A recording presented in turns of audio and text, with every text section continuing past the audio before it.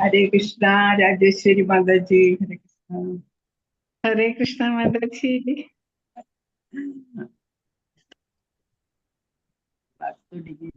हरे कृष्णा माता जी। प्रणाम माता जी। हरे कृष्णा। हरे कृष्णा। हरे कृष्णा प्रणाम माता जी। हरे कृष्णा। हरे कृष्णा। ओम नमो भगवते वासुदेवाय। ओम नमो भगवते वासुदेवाय। ओम भगवते वासुदेवाय। ओम अज्ञानतिमिरान्धस्य ज्ञानाञ्जनशलाकया चक्षुरुन्मीलितं येन तस्मै श्रीगुरवे नमः। हे कृष्णा सिन्धो दीनबन्धो जगत्पते गोपेश गोपिकान्त राधाकान्त नमोऽस्तु ते। सप्तकाञ्चन गौराङ्गी श्रीराधे वृन्दावनेश्वरी वृषभानुसुते देवी प्रणमामि हरिप्रिये। जय श्रीकृष्ण चैतन्य प्रभु नित्यानन्द श्री अद्वैत गदाधर श्रीवासादि गौर भक्तवृन्द। हरे कृष्ण कृष्ण कृष्ण हरे हरे हरे राम राम राम हरे हरे।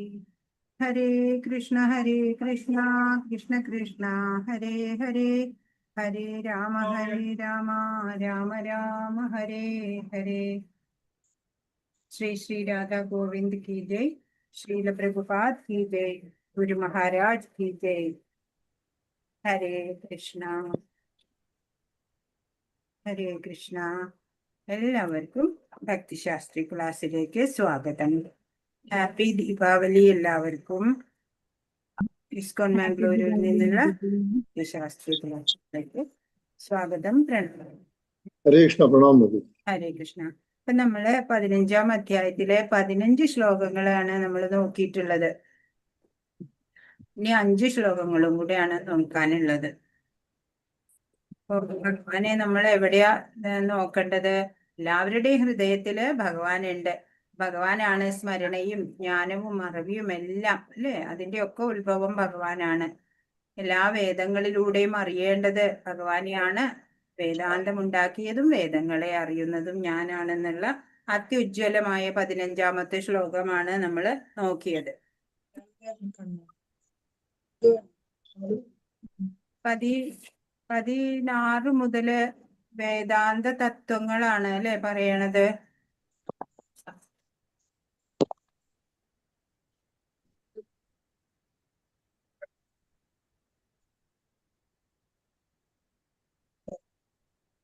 മുതല് അപ്പൊ വേദങ്ങളുടെ സാരാംശം 3 ശ്ലോകത്തില് വിവരിക്കുകയാണ്. ചതുശ്ലോകി ഗീത നമുക്കറിയാം. ഏതൊക്കെയാണ് ചതുശ്ലോകി ഗീത? 10 8 മുതൽ 11 വരെ. പിന്നെ ത്രിശ്ലോകി ഗീത ഉണ്ട്. അതാണ് ഇപ്പൊ നമ്മൾ നോക്കാൻ പോണത്. 15 16 മുതൽ 18 വരെ ത്രിശ്ലോകി ഗീത. പിന്നെ 18-ാം അധ്യായത്തിലത്തെ കാര്യങ്ങളാണ് പറയണത്. ഗീതാരഹസ്യം, കാരൺ ശ്ലോകി എന്നൊക്കെ.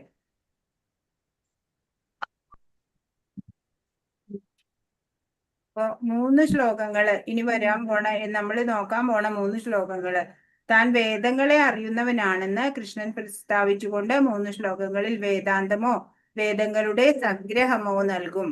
ഈ 3 ശ്ലോകങ്ങൾ ത്രിശ്ലോകി ഗീത എന്നും വിളിക്കപ്പെടുന്നു.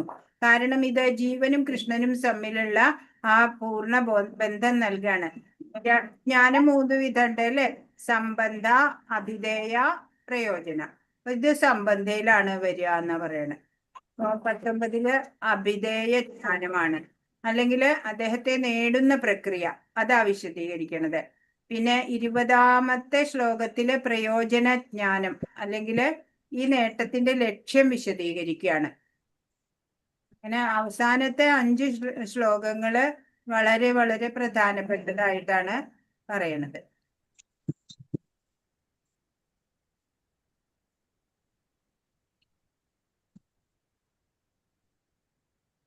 16 ദ്വാവിമൗ പുരുഷൗ ലോകേ ക്ഷരശ്ചാക്ഷരേ വച ക്ഷര സർവാണി ഭൂതാനി കൂടസ്ഥോ അക്ഷര ഉച്യത്തെ. പുരുഷന്മാർ രണ്ടു വിധം, തെറ്റുപറ്റാവുന്നവരും അല്ലാത്തവരും. ഭൗതിക ലോകത്തിലെ ജീവാത്മാക്കളെല്ലാം തെറ്റുപറ്റാവുന്നവരാകുന്നു. ആധ്യാത്മിക ലോകത്തിലുള്ള ജീവാത്മാക്കൾക്ക് തെറ്റുപറ്റുകയില്ല. എന്താ ആധ്യാത്മിക ലോകത്തിലുള്ള ജീവാത്മാക്കൾക്ക് തെറ്റുപറ്റുകയില്ല എന്ന് പറയണത്? നമ്മൾക്ക് പരിമിതികളുണ്ട് അല്ലെ? ജീവാത്മാക്കള് ബദ്ധാത്മാക്കള് ആയിട്ടുള്ള നമ്മൾക്ക് പരിമിതികളുണ്ട്. ആധ്യാത്മിക ലോകത്തിലുള്ള ജീവാത്മാക്കൾക്ക് എന്താ തെറ്റ് പറ്റില്ല എന്ന് എന്തുകൊണ്ടാ പറയണത്? ഹരേ കൃഷ്ണ, ആരാ പറയാ? മുക്തരാണ്. അതെ അതെ ആത്മാക്കളാണ്. അതെ, മുക്താത്മാക്കളായതുകൊണ്ടാണ്.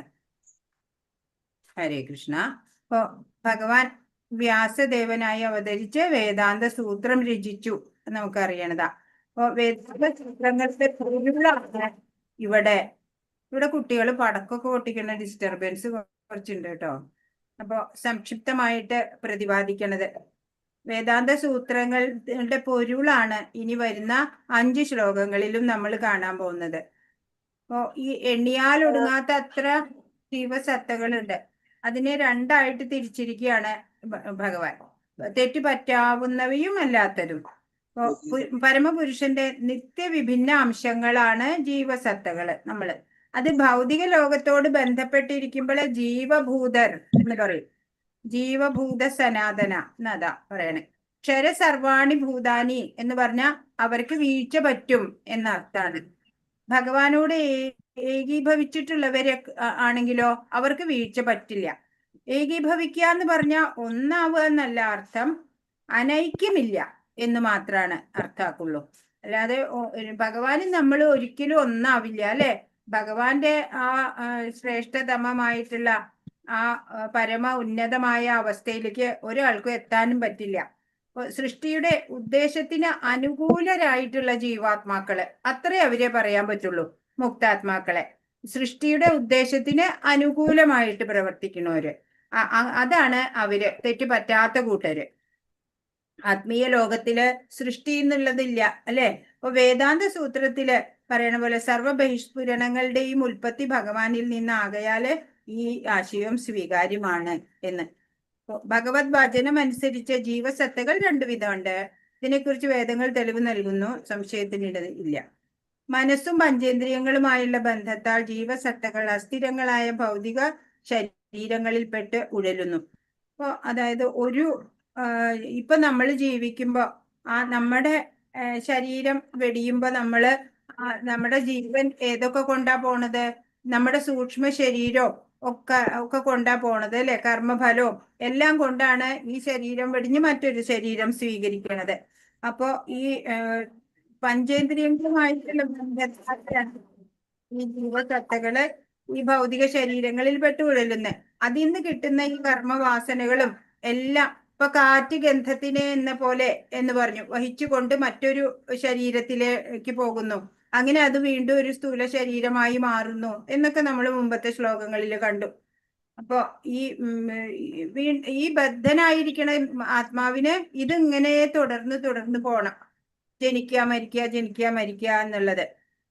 അപ്പോ ഈ ഭൗതിക സമ്പർക്കം വരുമ്പോഴോ ഈ ബദ്ധാത്മാവിന് ജീവസത്തകൾക്ക് എന്താ ഉണ്ടാവുക? ഇവര് ഒരു ശരീരം എടുക്കണു, പിന്നെ അത് വളരണു, പിന്നെ അത് കുറെ കർമ്മങ്ങളൊക്കെ ചെയ്യണു, പിന്നെ ക്ഷയിക്കണു, മരിക്കണു. എന്നാലോ ഈ ഭഗവാൻ ഈ ആധ്യാത്മിക ലോകത്തിലുള്ള, ഭൗതിക ലോകത്തിലുള്ളവർക്കാണ് ഇതുള്ളൂ. ആധ്യാത്മിക ലോകത്തിലുള്ളവർക്ക് ജനനവും ഇല്ല, മരണവും ഇല്ല, പ്രായാവലില്ല, വാർദ്ധക്യം അല്ലെങ്കിൽ അങ്ങനെയൊന്നും അസുഖമില്ല. അങ്ങനെയുള്ള ഇതാണ് മുക്താത്മാക്കള്. അപ്പൊ മുക്താത്മാക്കൾ ഇവിടെയുമുണ്ട് അല്ലെ? ആധ്യാത്മിക ലോകത്തിലുള്ളവരുടെ കാര്യമാണ്, അവർക്ക് ജനിമൃതികളോ ഒന്നും ഉണ്ടാവില്ല. ഇവിടെ മുക്താത്മാവായിട്ട് പരിശുദ്ധ ഭക്തരായിട്ട് വൈഷ്ണവരായിട്ട് ജീവിക്കണവര് അവര് വേറെ. ഭൗതിക പദാർത്ഥങ്ങൾക്ക് മാറ്റങ്ങൾ സംഭവിക്കുന്നത് കൊണ്ട് ജീവസത്തകൾക്ക് മാറ്റങ്ങൾ ഉണ്ടാവുന്നു എന്ന് തോന്നും. ആധ്യാത്മിക ലോകത്തിലെ ദേഹം പദാർത്ഥ നിർമ്മിതമല്ല. ഇപ്പൊ നമ്മുടെ ശരീരമൊക്കെ എന്താണ്? പഞ്ചഭൂതാത്മകമാണ്. എന്നാലോ ആധ്യാത്മിക ലോകത്തിലുള്ള ദേഹങ്ങളൊന്നും അങ്ങനെയല്ല. അതുകൊണ്ട് അതിന് മാറ്റം ഉണ്ടാവില്ല. പഞ്ചഭൂതാത്മകമല്ലാത്തത് കൊണ്ടാണെന്ന് അതിന് മാറ്റം ഉണ്ടാവാത്തത്. ഭൗതിക ലോകത്തിൽ ജീവികൾക്ക് ആറുവിധ മാറ്റം ഉണ്ടാവും. ജനനം, വളർച്ച, സ്ഥിതി, പ്രത്യുത്പാദനം, ക്ഷയം, നാശം. ഇവയെല്ലാം ഭൗതിക ശരീരത്തിന്റെ മാറ്റങ്ങളാണ്. ആധ്യാത്മിക ലോകത്തിലെ ശരീരത്തിന് ഒരു മാറ്റവും ഉണ്ടാവില്ല. വാർദ്ധക്യമോ ജനനമരണങ്ങളോ ഒന്നും ഉണ്ടാവില്ല. എല്ലാം ഏകഭാവത്തില് വർത്തിക്കുകയാണ് ചെയ്യുക. ക്ഷര സർവാണി ഭൂതാനി എന്ന് പറയും. ആദിമ സൃഷ്ടിയായ ബ്രഹ്മാവ് മുതൽ ചെറിയ ഉറുമ്പ് വരെയുള്ള ജീവജാലങ്ങൾക്ക് ശാരീരിക മാറ്റങ്ങൾ സംഭവിച്ചു കൊണ്ടിരിക്കുന്നുണ്ട്. ഈ 14 ലോകങ്ങളും ഭൗതിക ലോകം തന്നെയാണ്. അവിടെയൊക്കെ ജനിമൃതികള് ഉണ്ട്. ആധ്യാത്മിക ലോകത്തിലാകട്ടെ ജീവാത്മാക്കൾ എന്നും മുക്തന്മാരും ഏകീഭൂതരുമാണ്. ഏകീഭൂതര് എന്ന് പറഞ്ഞാല് ഭഗവാന്റെ ഒപ്പം ആയി എന്നല്ല, ഭഗവാനോട് ഏകീഭവിച്ചു എന്നല്ല, അനൈക്യമില്ല, അത്രേ ഉള്ളൂ. അല്ലാണ്ട് ഭഗവാന്റെ ആ അത്യുന്നത ആ തലത്തിലേക്ക് ഒരാൾക്കും എത്താൻ പറ്റില്ല, അല്ലെ? അത് നമ്മൾ എപ്പോഴും അറിയണം. അപ്പൊ ഇത് ശരിക്കും ഈ 16, 17, 18 ത്രിശ്ലോകി ഗീത എന്നാ പറയാന്ന്, വേദാന്തത്തിന്റെ സാരാണ് എന്നാ പറയണേ. വേദാന്തമോ വേദങ്ങളുടെ സംഗ്രഹമോ ആണ് എന്നാ പറയണേ. ഈ 3 ശ്ലോകങ്ങൾ ത്രിശ്ലോകി ഗീത എന്ന് വിളിക്കപ്പെടും. അപ്പൊ 15ാമത്തെ ആ അത്യുജ്വലമായ ശ്ലോകം കണ്ടതിന് ശേഷമാണ് നമ്മൾ ഇതിലേക്ക് വരുന്നത്. അപ്പൊ അവിടെ പറഞ്ഞു അല്ലെ, വേദങ്ങളെ അറിയുന്നവനാണ് ഭഗവാൻ, അല്ലെ? എല്ലാ വേദങ്ങളിലൂടെയും അറിയേണ്ടതും ഭഗവാനെയാണ്. വേദങ്ങളും ഉണ്ടാക്കിയതും ഭഗവാൻ തന്നെയാണ്, അല്ലെ? ഭഗവാനിൽ നിന്ന് തന്നെയാണ് വേദങ്ങൾ വന്നത്. ഭഗവാനെ അറിയേണ്ടതും വേദങ്ങളിലൂടെ, അല്ലെ? അങ്ങനെ അത്രയും ധന്യമായ ആ ശ്ലോകം നമ്മൾ കണ്ടു. അതിനുശേഷം ഈ 16ാമത്തെ ശ്ലോകത്തിൽ പറയണത് 2 കാറ്റഗറിയിൽ വരുന്ന ജീവാത്മാക്കളുണ്ട്. ഒരു പേർക്ക് തെറ്റ് പറ്റും, മറ്റൊരു കൂട്ടർക്ക് തെറ്റ് പറ്റില്ല എന്നാ പറയണേ.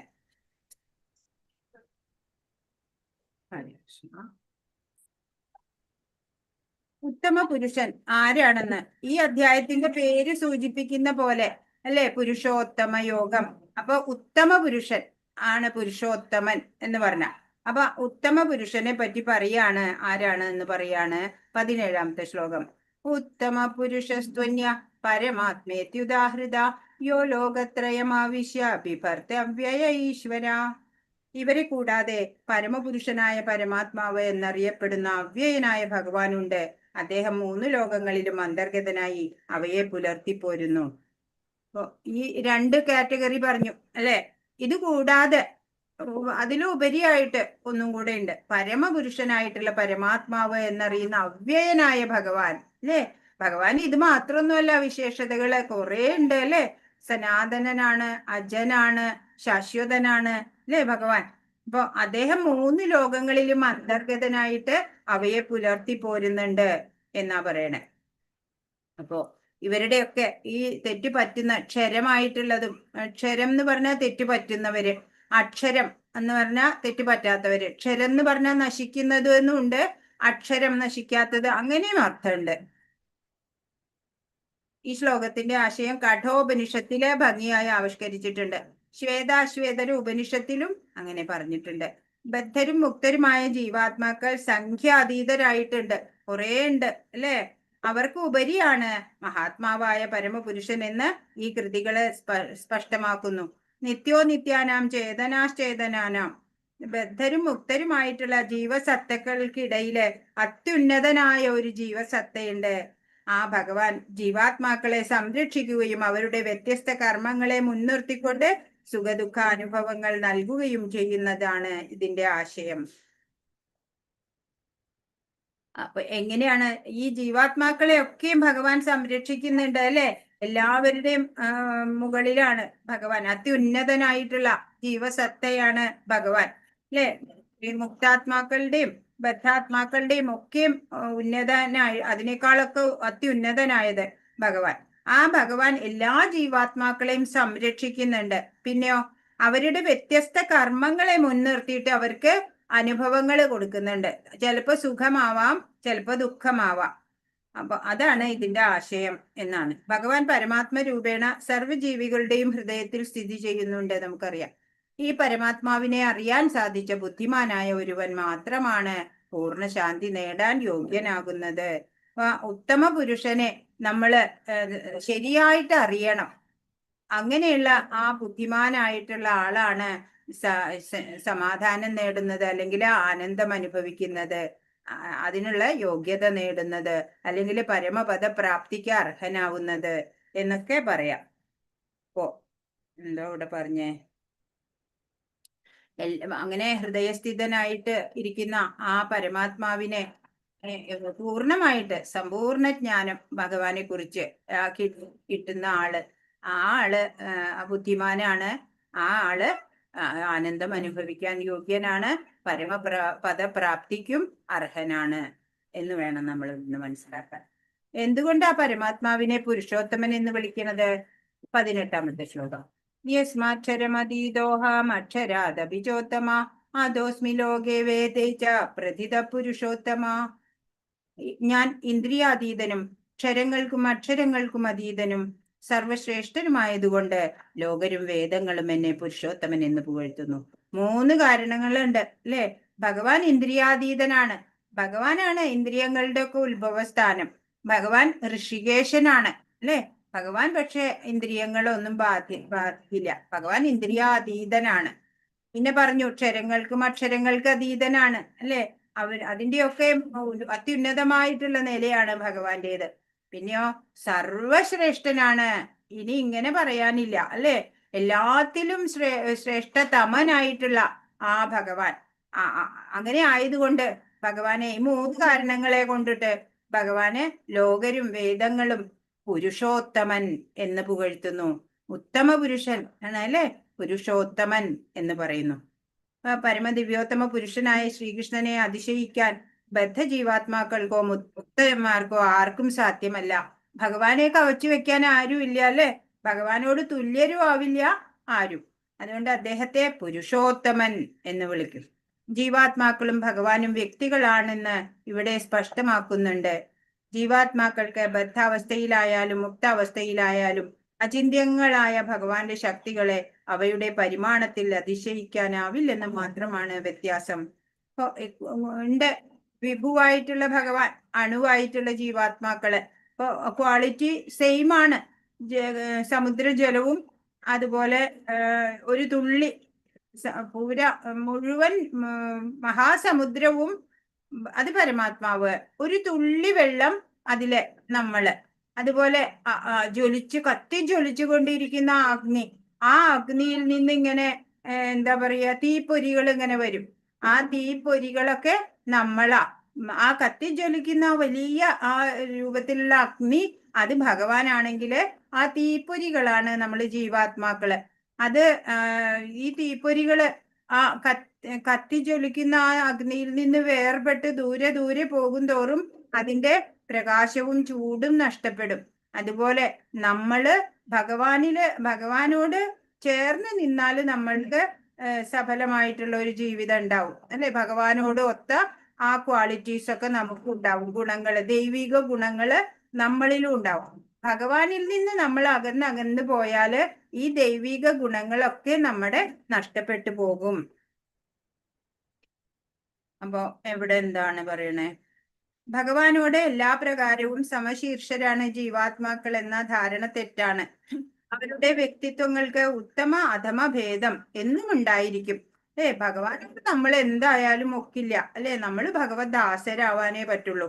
ഉത്തമ എന്ന പദം അന്വർത്ഥം. ഇവിടെ ഭഗവാനെ കവിഞ്ഞു നിൽക്കാൻ ആർക്കും സാധ്യമല്ല. ഭഗവാൻ തന്നെയാണ് ഉത്തമ പുരുഷൻ, പുരുഷോത്തമൻ. ഇവിടെ ലോകെ എന്ന പദം പൗരുഷാഗമത്തിൽ എന്ന അർത്ഥത്തിലാണ് പ്രയോഗിച്ചിട്ടുള്ളത്. ലോക്യതേ വേദാർത്ഥോ നേന, വേദങ്ങളുടെ ഉദ്ദേശം സ്മൃതി ഗ്രന്ഥങ്ങൾ വിവരിക്കുന്നു. സ്ഥാനീയ പരമാത്മാവായ ഭഗവാനെ കുറിച്ച് വേദങ്ങളിൽ തന്നെ പ്രതിപാദിച്ചിട്ടുണ്ട്. ചാന്തോക്യോപനിഷത്തിൽ പറയുന്നുണ്ട്, താവദേശ സംപ്രസാദോ സ്മാച്ഛരീതരാത് സമുത്തായ പരം ജ്യോതി രൂപം സമ്പദ്യ സ്വേന രൂപണോഭി നിഷ്പദ്യതേ സ ഉത്തമ പുരുഷ. ഇപ്പൊ ശരീരം വിട്ടുവരുന്ന പരമാത്മാവ് വ്യക്തിശൂന്യ ബ്രഹ്മജ്യോതിസിൽ പ്രവേശിക്കും. എന്നിട്ട് സ്വന്തം രൂപത്തോടെ ആധ്യാത്മിക തലത്തിൽ വാഴുന്നു, പരമപുരുഷനെന്ന് അറിയപ്പെടുന്നു. ഇപ്പൊ ഭഗവാൻ ആദ്യം വ്യക്തിശൂന്യ ബ്രഹ്മജ്യോതിസിൽ അവര് ഉണ്ടാവുക അല്ലെ, പ്രവേശിക്കുന്നു അത്രേ. അങ്ങനെയാണ് ചാന്തോക്യോപനിഷത്തിൽ പറയണത്.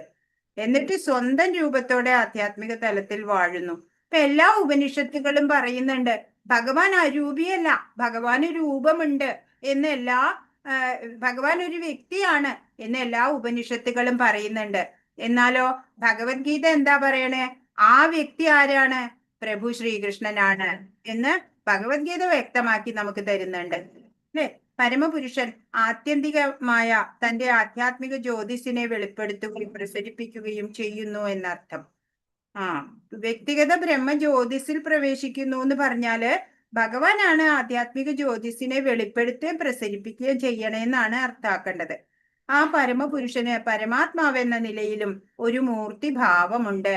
പരാശരമുനിയുടെയും സത്യവതിയുടെയും മകനായി ജനിച്ച് അദ്ദേഹം വ്യാസൻ എന്ന പേരിൽ വേദങ്ങളെ വിശദീകരിച്ചു. ശ്രീലവ്യാസദേവൻ ഭഗവാന്റെ തന്നെ അംശാവതാരാണ്, നമുക്കറിയാം അല്ലെ. ഇപ്പോ പരമാത്മാവ് എന്ന നിലയില് മൂർത്തിഭാവമുണ്ട്. എന്തായാലും ഭഗവാൻ എന്നുള്ളത് ഭഗവാന് അരൂപിയല്ല. ചിലവരൊക്കെ സിദ്ധാന്തങ്ങൾ കൊണ്ടുവരുന്ന പോലെ ഭഗവാൻ അരൂപിയല്ല, ഭഗവാൻ ഒരു രൂപമുണ്ടെന്ന് എല്ലാ ഉപനിഷത്തുകളിലും പറയുന്നുണ്ട്. ആ വ്യക്തി പ്രഭു ശ്രീകൃഷ്ണനാണെന്ന് ഭഗവത്ഗീതയില് ഊന്നി പറയുന്നുണ്ട്. അപ്പൊ പുരുഷോത്തമനെ അറിയാൻ എന്താ വേണ്ടേ? അതാ 19ാമത്തെ ശ്ലോകം. ഹരേ കൃഷ്ണ. അപ്പൊ ഇതിലത്തെ വായിച്ചോ നമ്മള്? താൻ വേദങ്ങളെ അറിയുന്നവനാണെന്ന് കൃഷ്ണൻ പ്രസ്താവിച്ചുകൊണ്ട് 3 ശ്ലോകങ്ങളിൽ വേദാന്തമോ വേദങ്ങളുടെ സംഗ്രഹമോ നൽകും. ഈ 3 ശ്ലോകങ്ങള് 16, 17, 18 നമ്മൾ കണ്ടത് വേദാന്ത സംഗ്രഹമായിട്ടുള്ള ത്രിശ്ലോകി ഗീതയാണ്. 3 ശ്ലോകങ്ങൾ ത്രിശ്ലോകി ഗീത എന്നും വിളിക്കപ്പെടുന്നു. കാരണം ഇത് ജീവനും കൃഷ്ണനും തമ്മിലുള്ള സംബന്ധജ്ഞാനമാണ്, പൂർണ്ണമായ ബന്ധം നൽകുന്നതാണ് ഈ 3 എണ്ണം. ഈ 3 ശ്ലോകം ഭഗവാനും ഈ ജീവാത്മാവും തമ്മിലുള്ള ബന്ധം പറഞ്ഞു തരികയാണ്. പിന്നെ ശ്ലോകം 19 കൃഷ്ണൻ അഭിധേയ ജ്ഞാനം അല്ലെങ്കിൽ അദ്ദേഹത്തെ നേടുന്ന പ്രക്രിയ വിശദീകരിക്കുകയാണ്. 19 ഭഗവാനെ എങ്ങനെയാ നേടാൻ പറ്റുക അതാണ് വിശദീകരിക്കുന്നത്. ശ്ലോകം 20 പ്രയോജന ജ്ഞാനം അല്ലെങ്കിൽ ഈ നേട്ടത്തിന്റെ ലക്ഷ്യം, ഭഗവാനെ നേടിക്കഴിഞ്ഞാല് എന്താ നമുക്കുള്ള മെച്ചം, അത് 20ാമത്തെ ശ്ലോകം പറഞ്ഞു തരും. 16 to 18 ത്രിശ്ലോകീത. വേദങ്ങളുടെ സാരാംശം 3 വാക്യങ്ങളിൽ വിവരിച്ചിരിക്കുന്നു, 3 ശ്ലോകങ്ങളിൽ വിവരിച്ചിരിക്കുന്നു. പുരുഷന്മാർ 2 വിഭാഗങ്ങളുണ്ട്, തെറ്റുപറ്റാവുന്നവരും അല്ലാത്തവരും. ഭൗതിക ലോകത്തെ എല്ലാ ജീവജാലങ്ങളും തെറ്റുപറ്റാവുന്നവരാണ്. ആധ്യാത്മിക ലോകത്തെ എല്ലാ ജീവജാലങ്ങളും തെറ്റുപറ്റാത്തവരാണ്.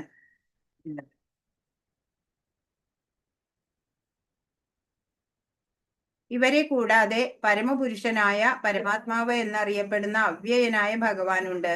അദ്ദേഹം 3 ലോകങ്ങളിലും അന്തർഗതനായി അവയെ പുലർത്തിപ്പോരുന്നു. പിന്നെന്താ പറയണേ? ഭഗവാൻ അതീന്ദ്രിയനായതിനാൽ തെറ്റ് പറ്റാത്തവനാണ് അല്ലെ. തെറ്റില്ലാത്തവനും അതീതനും സർവശ്രേഷ്ഠനുമായതുകൊണ്ട് ആ പരമപുരുഷനായി ലോകത്തിലും വേദങ്ങളിലും ഞാൻ പുകഴ്ത്തപ്പെടുന്നു. ഭഗവാൻ ഇതില് പറഞ്ഞ പോലെ അല്ല ഇന്ദ്രിയാതീതൻ, അതീന്ദ്രിയൻ. ശരിയാ. പിന്നെ ക്ഷരങ്ങൾക്കും അക്ഷരം എന്ന് പറഞ്ഞാ ഇവിടെ ഇതാണ് തെറ്റുപറ്റണവര് തെറ്റുപറ്റാത്തവര്, ക്ഷരം അക്ഷരം. പിന്നെ സർവശ്രേഷ്ഠനുമായതുകൊണ്ട് ആ പരമപുരുഷനായിട്ട് അല്ലെ, പുരുഷോത്തമനായിട്ട്, ഉത്തമ പുരുഷനായിട്ട് ലോകത്തിലും വേദങ്ങളിലും ഒക്കെ ഭഗവാൻ പുകഴ്ത്തപ്പെടുന്നു. 19ാമത്തെ ശ്ലോകം. യോ മാമേവമസമ്മൂഢോ ജാനാതി പുരുഷോത്തമം സ സർവവിദ് ഭജതി മാം സർവഭാവേന ഭാരത. എന്നെ പരമദിവ്യോത്തമ പുരുഷനായ ഭഗവാൻ എന്ന് നിസ്സംശയം അറിയുന്നവർ എല്ലാം അറിയുന്നവരാണ്. ഹേ ഭാരത, അതുകൊണ്ട് അവർ എന്റെ ഭക്തിയുത സേവനത്തിൽ പൂർണ്ണമായും മുഴുകിയിരിക്കുന്നു. അപ്പൊ ഭഗവാനെ പരമദിവ്യോത്തമ പുരുഷൻ അല്ലെ, സർവശ്രേഷ്ഠമായിട്ടുള്ള അത്യുന്നതമായ ഭഗവാന്റെ ആ സ്റ്റാറ്റസ് ശരിയായിട്ട് മനസ്സിലാക്കിയ ആളുണ്ടല്ലോ, എല്ലാം അറിഞ്ഞു കഴിഞ്ഞു. ഇനി ഒന്നും അറിയാൻ ഇനി ബാക്കിയില്ല ഈ ലോകത്ത് അങ്ങനെയുള്ള ആള്. അതുകൊണ്ട് അവര് അങ്ങനെ ഭഗവാനെ കുറിച്ച് സമ്പൂർണ്ണ ജ്ഞാനം നേടിയവരോ സദാ ഭക്തിയുത സേവനത്തിൽ മുഴുകിയിരിക്കും അല്ലേ? അതാ ഇവിടെ പറയണത്. ജീവസത്തകളുടെയും നിരപേക്ഷ തത്വത്തിന്റെയും മൂലസ്വരൂപത്തെ പറ്റി താത്വികങ്ങളായ പല ഊഹാപോഹങ്ങളുമുണ്ട്. ഈ ശ്ലോകത്തിൽ ഭഗവാൻ തീർത്ത് പറയുന്നു.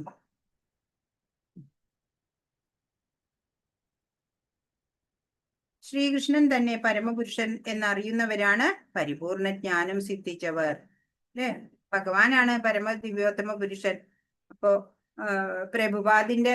ശ്രീല പ്രഭുപാദിന്റെ അടുത്ത് പലരും ഇങ്ങനെ ഡിബേറ്റിന് വരുമ്പോ ഹൂ ഈസ് ഗോഡ് എന്ന് ചോദിക്കുമ്പോ ആർക്കും അത് ശരിയായിട്ട് പറയാൻ പറ്റുന്നില്ല. അപ്പോ ഗോഡ് ഈസ് ഗ്രേറ്റ് എന്നൊക്കെ പറയും. എത്ര ഗ്രേറ്റ് അത് പറയാൻ പറ്റുന്നില്ല. ഇപ്പൊ ഒരു കൊച്ചുകുട്ടി വന്നിട്ട് പറഞ്ഞു Lord Krishna is the supreme Lord head എന്ന് ഒരു കൊച്ചുകുട്ടി പറഞ്ഞു. വലിയ വേദാന്തികൾക്കൊന്നും പറയാൻ പറ്റണില്ല. ഹൂ ഈസ് ഗോഡ് എന്ന് ചോദിക്കുമ്പോ അതിന്റെ ആൻസർ പറയാൻ അവർക്ക് പറ്റണില്ല. അപ്പോ അതാണ്, അത് ഉറപ്പിച്ചു പറയാനുള്ള സാധിക്കണം. ആരാണ് പരമദിവ്യോത്തമ പുരുഷൻ? പ്രഭു ശ്രീകൃഷ്ണനാണ് എന്ന് ഉറപ്പിച്ചു പറയാനായിട്ട് സാധിക്കണം. അങ്ങനെ സാധിക്കണവര്, ബോധ്യപ്പെട്ടവര് പിന്നെ ഒന്നും ഇനി ഇവിടെ അറിയാനില്ല ബാക്കി എന്നാണ് പറയണത്. ഇപ്പൊ പിന്നെന്താ പറയണേ?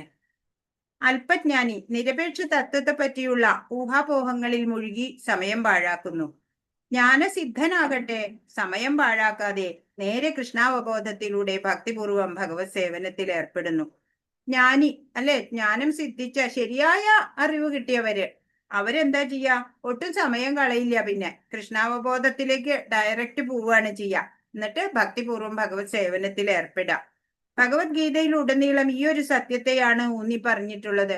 അത് മാത്രമാണ് നമുക്ക് ശ്രേയസ്സിലേക്കുള്ള മാർഗം അല്ലേ? നിരന്തര ദൃഢനിശ്ചയത്തോടെയുള്ള ഭക്തിപൂർവം ഭഗവത് സേവനം ചെയ്യുക, അതാണ്. എന്നിട്ടും വ്യാഖ്യാതാക്കള് പലതും പറയുന്നുണ്ട്.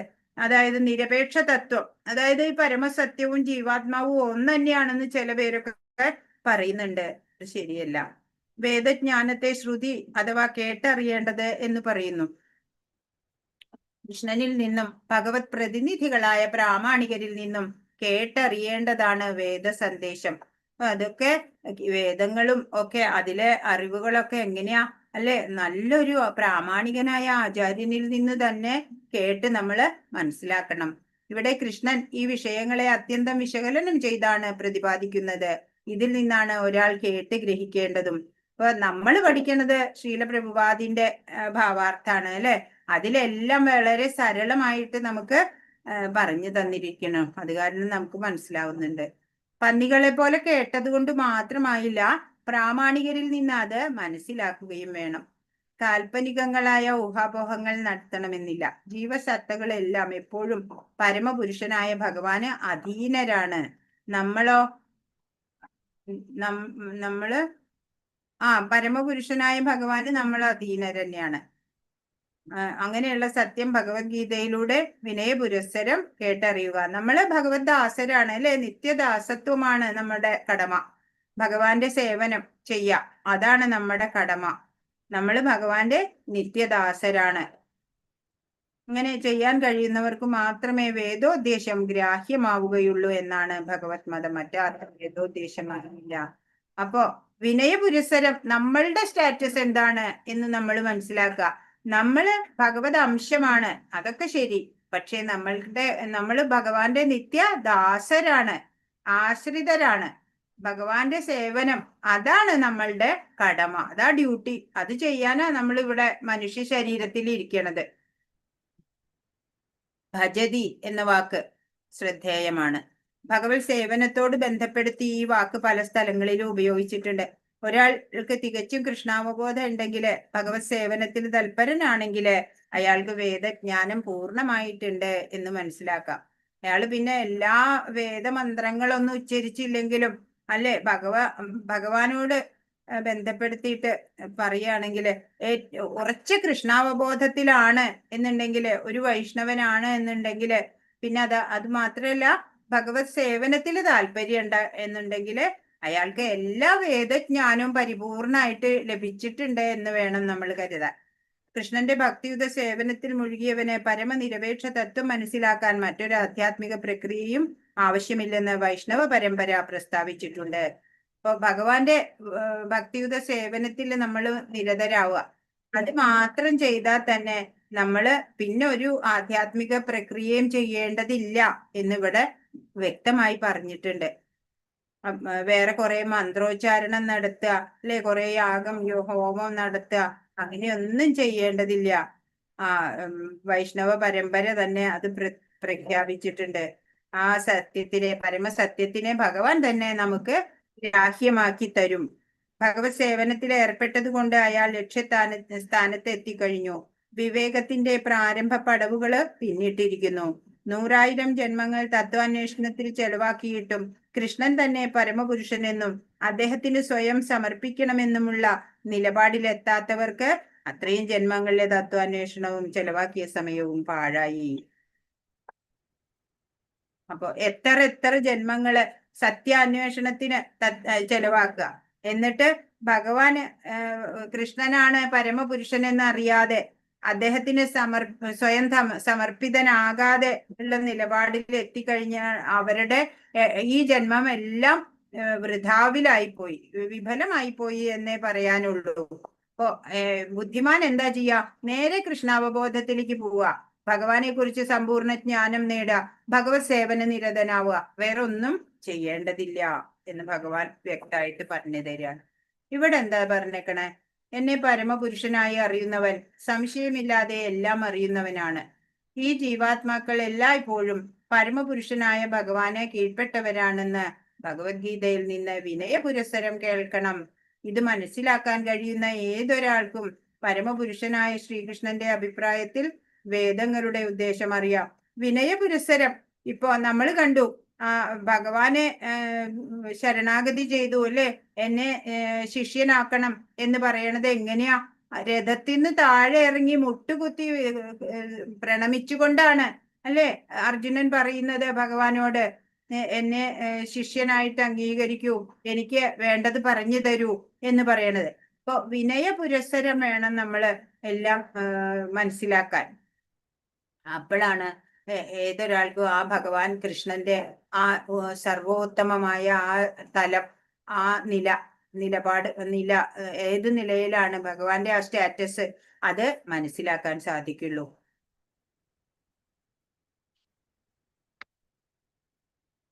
പുരുഷോത്തമയോ ഭജതി മാം സർവഭാവേന ഭാരത.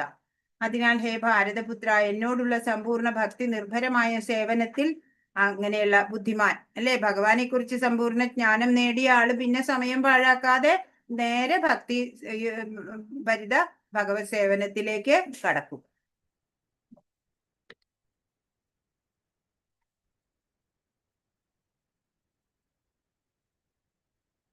ഇരുപതാമത്തെ ശ്ലോകം.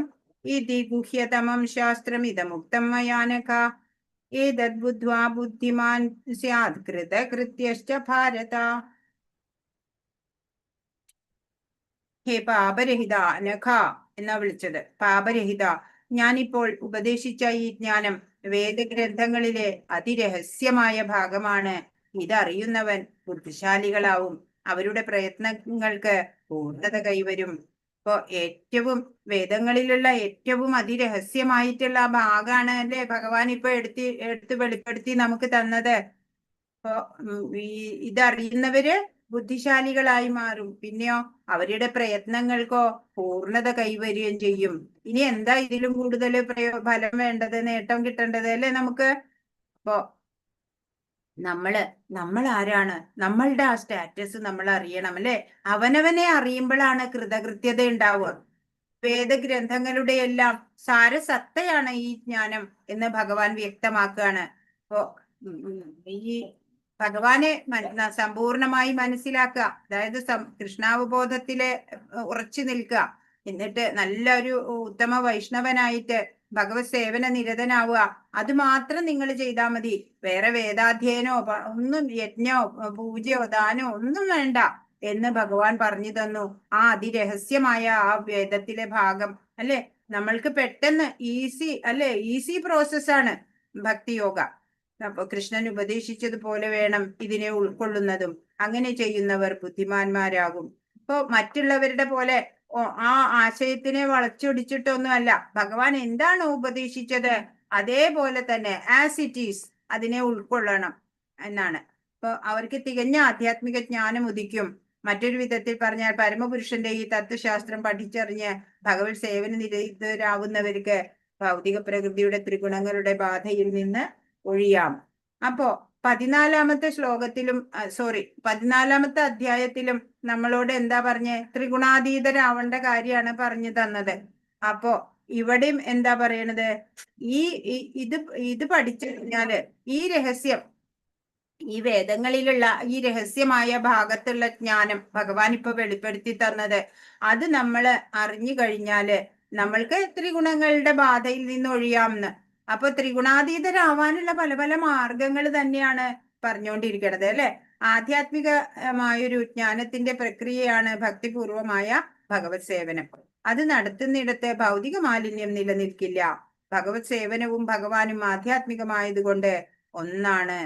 ഭൗതിക മാലിന്യത്തിനെ തീണ്ടാത്തത് വേണല്ലേ. ആത്മീയ അറിവുകള്, ആത്മീയ ജ്ഞാനം എന്ന് പറഞ്ഞാൽ ഭൗതിക മാലിന്യം ഒന്നും തീണ്ടാത്തതാണ്. ഇപ്പോ ഭഗവാന്റെ അന്തരംഗ ശക്തിയിലാണ് ഭക്തിയുത സേവനം നടക്കുന്നത്. ഭഗവാൻ സൂര്യനും അജ്ഞാനം ഇരുട്ടുമാണ്. സൂര്യൻ ഉള്ളിടത്ത് ഇരുട്ടിന്റെ പ്രശ്നം ഉദിക്കില്ല. അപ്പൊ ഭഗവാൻ ജ്ഞാനമാണ്. ആ ജ്ഞാന ഉദയം, ജ്ഞാന സൂര്യൻ ഉദിച്ചാ പിന്നെ ആ അജ്ഞാന അന്ധകാരം അവിടുന്ന് നീങ്ങിപ്പോയിക്കോളും. വിശ്വാസ്യനായൊരു ആധ്യാത്മിക ഗുരുവിന്റെ ശരിയായ നേതൃത്വത്തിൽ ഭഗവത് സേവനം നടക്കുമ്പോൾ അജ്ഞാനത്തിന്റെ പ്രശ്നവും ഉദിക്കുന്നില്ല. നമ്മുടെ നമ്മുടെ ദീക്ഷാ ഗുരുവിന്റെ ആ നേതൃത്വത്തിലാണ് അദ്ദേഹത്തിന്റെ ആജ്ഞാനുസാരാണ് നമ്മളിപ്പോ പ്രവർത്തിച്ചു വരുന്നത്. അപ്പൊ അങ്ങനെ വരുമ്പോ അജ്ഞാനത്തിന്റെ പ്രശ്നം അവിടെ ഉണ്ടാവില്ല. ബുദ്ധിമാനും വിശുദ്ധനുമാവാനായി ഏതൊരാളും കൃഷ്ണാവബോധം ഉൾക്കൊള്ളുകയും ഭഗവത് സേവനം അനുഷ്ഠിക്കുകയും വേണം. കൃഷ്ണനെ മനസ്സിലാക്കി ഭക്തിയുത സേവനത്തിൽ ഏർപ്പെടാത്തിടത്തോളം കാലം സാമാന്യ ദൃഷ്ട്യാ ബുദ്ധിമാനായിരുന്നാലും അയാളെ ആ നിലയ്ക്ക് അംഗീകരിക്കാൻ പറ്റില്ല അല്ലെ. മെറ്റീരിയൽ നോളജ് ഒക്കെ കുറെ കിട്ടിയിട്ടുണ്ടാവും, കുറെ ക്വാളിഫിക്കേഷൻസ് ഒക്കെ ഉണ്ടാവും അല്ലെ. പക്ഷെ അയാളെ ബുദ്ധിമാൻ എന്നുള്ള കാറ്റഗറിയിൽ പെടുത്താൻ പറ്റില്ല എന്നാണ് ഭഗവാൻ പറയണത്. അപ്പോ എന്താണ് ഈ ബുദ്ധിമാനാണ് അങ്ങനെയുള്ള ആവാനുള്ള ആള് എന്താ ചെയ്യണ്ടേ? നേരിട്ട് ഭഗവത് സേവനം അനുഷ്ഠിക്കുക, കൃഷ്ണാവബോധം ഉൾക്കൊള്ളുക, അതാണ് വേണ്ടത്. അപ്പൊ കൃഷ്ണനെ സമ്പൂർണമായി മനസ്സിലാക്കി കൃഷ്ണാവബോധത്തില് ഏർപ്പെടാത്തിടത്തോളം കാലം അങ്ങനെയുള്ള ഒരാള് ബുദ്ധിമാൻ എന്നുള്ള വിഭാഗത്തില് പെടുത്താൻ അംഗീകരിക്കാൻ സാധിക്കില്ല. ഇവിടെ അർജുനനെ കൃഷ്ണൻ അനഘ എന്ന് സംബോധന ചെയ്യും. പാപമില്ലാത്തവൻ എന്നാണ് അർത്ഥം.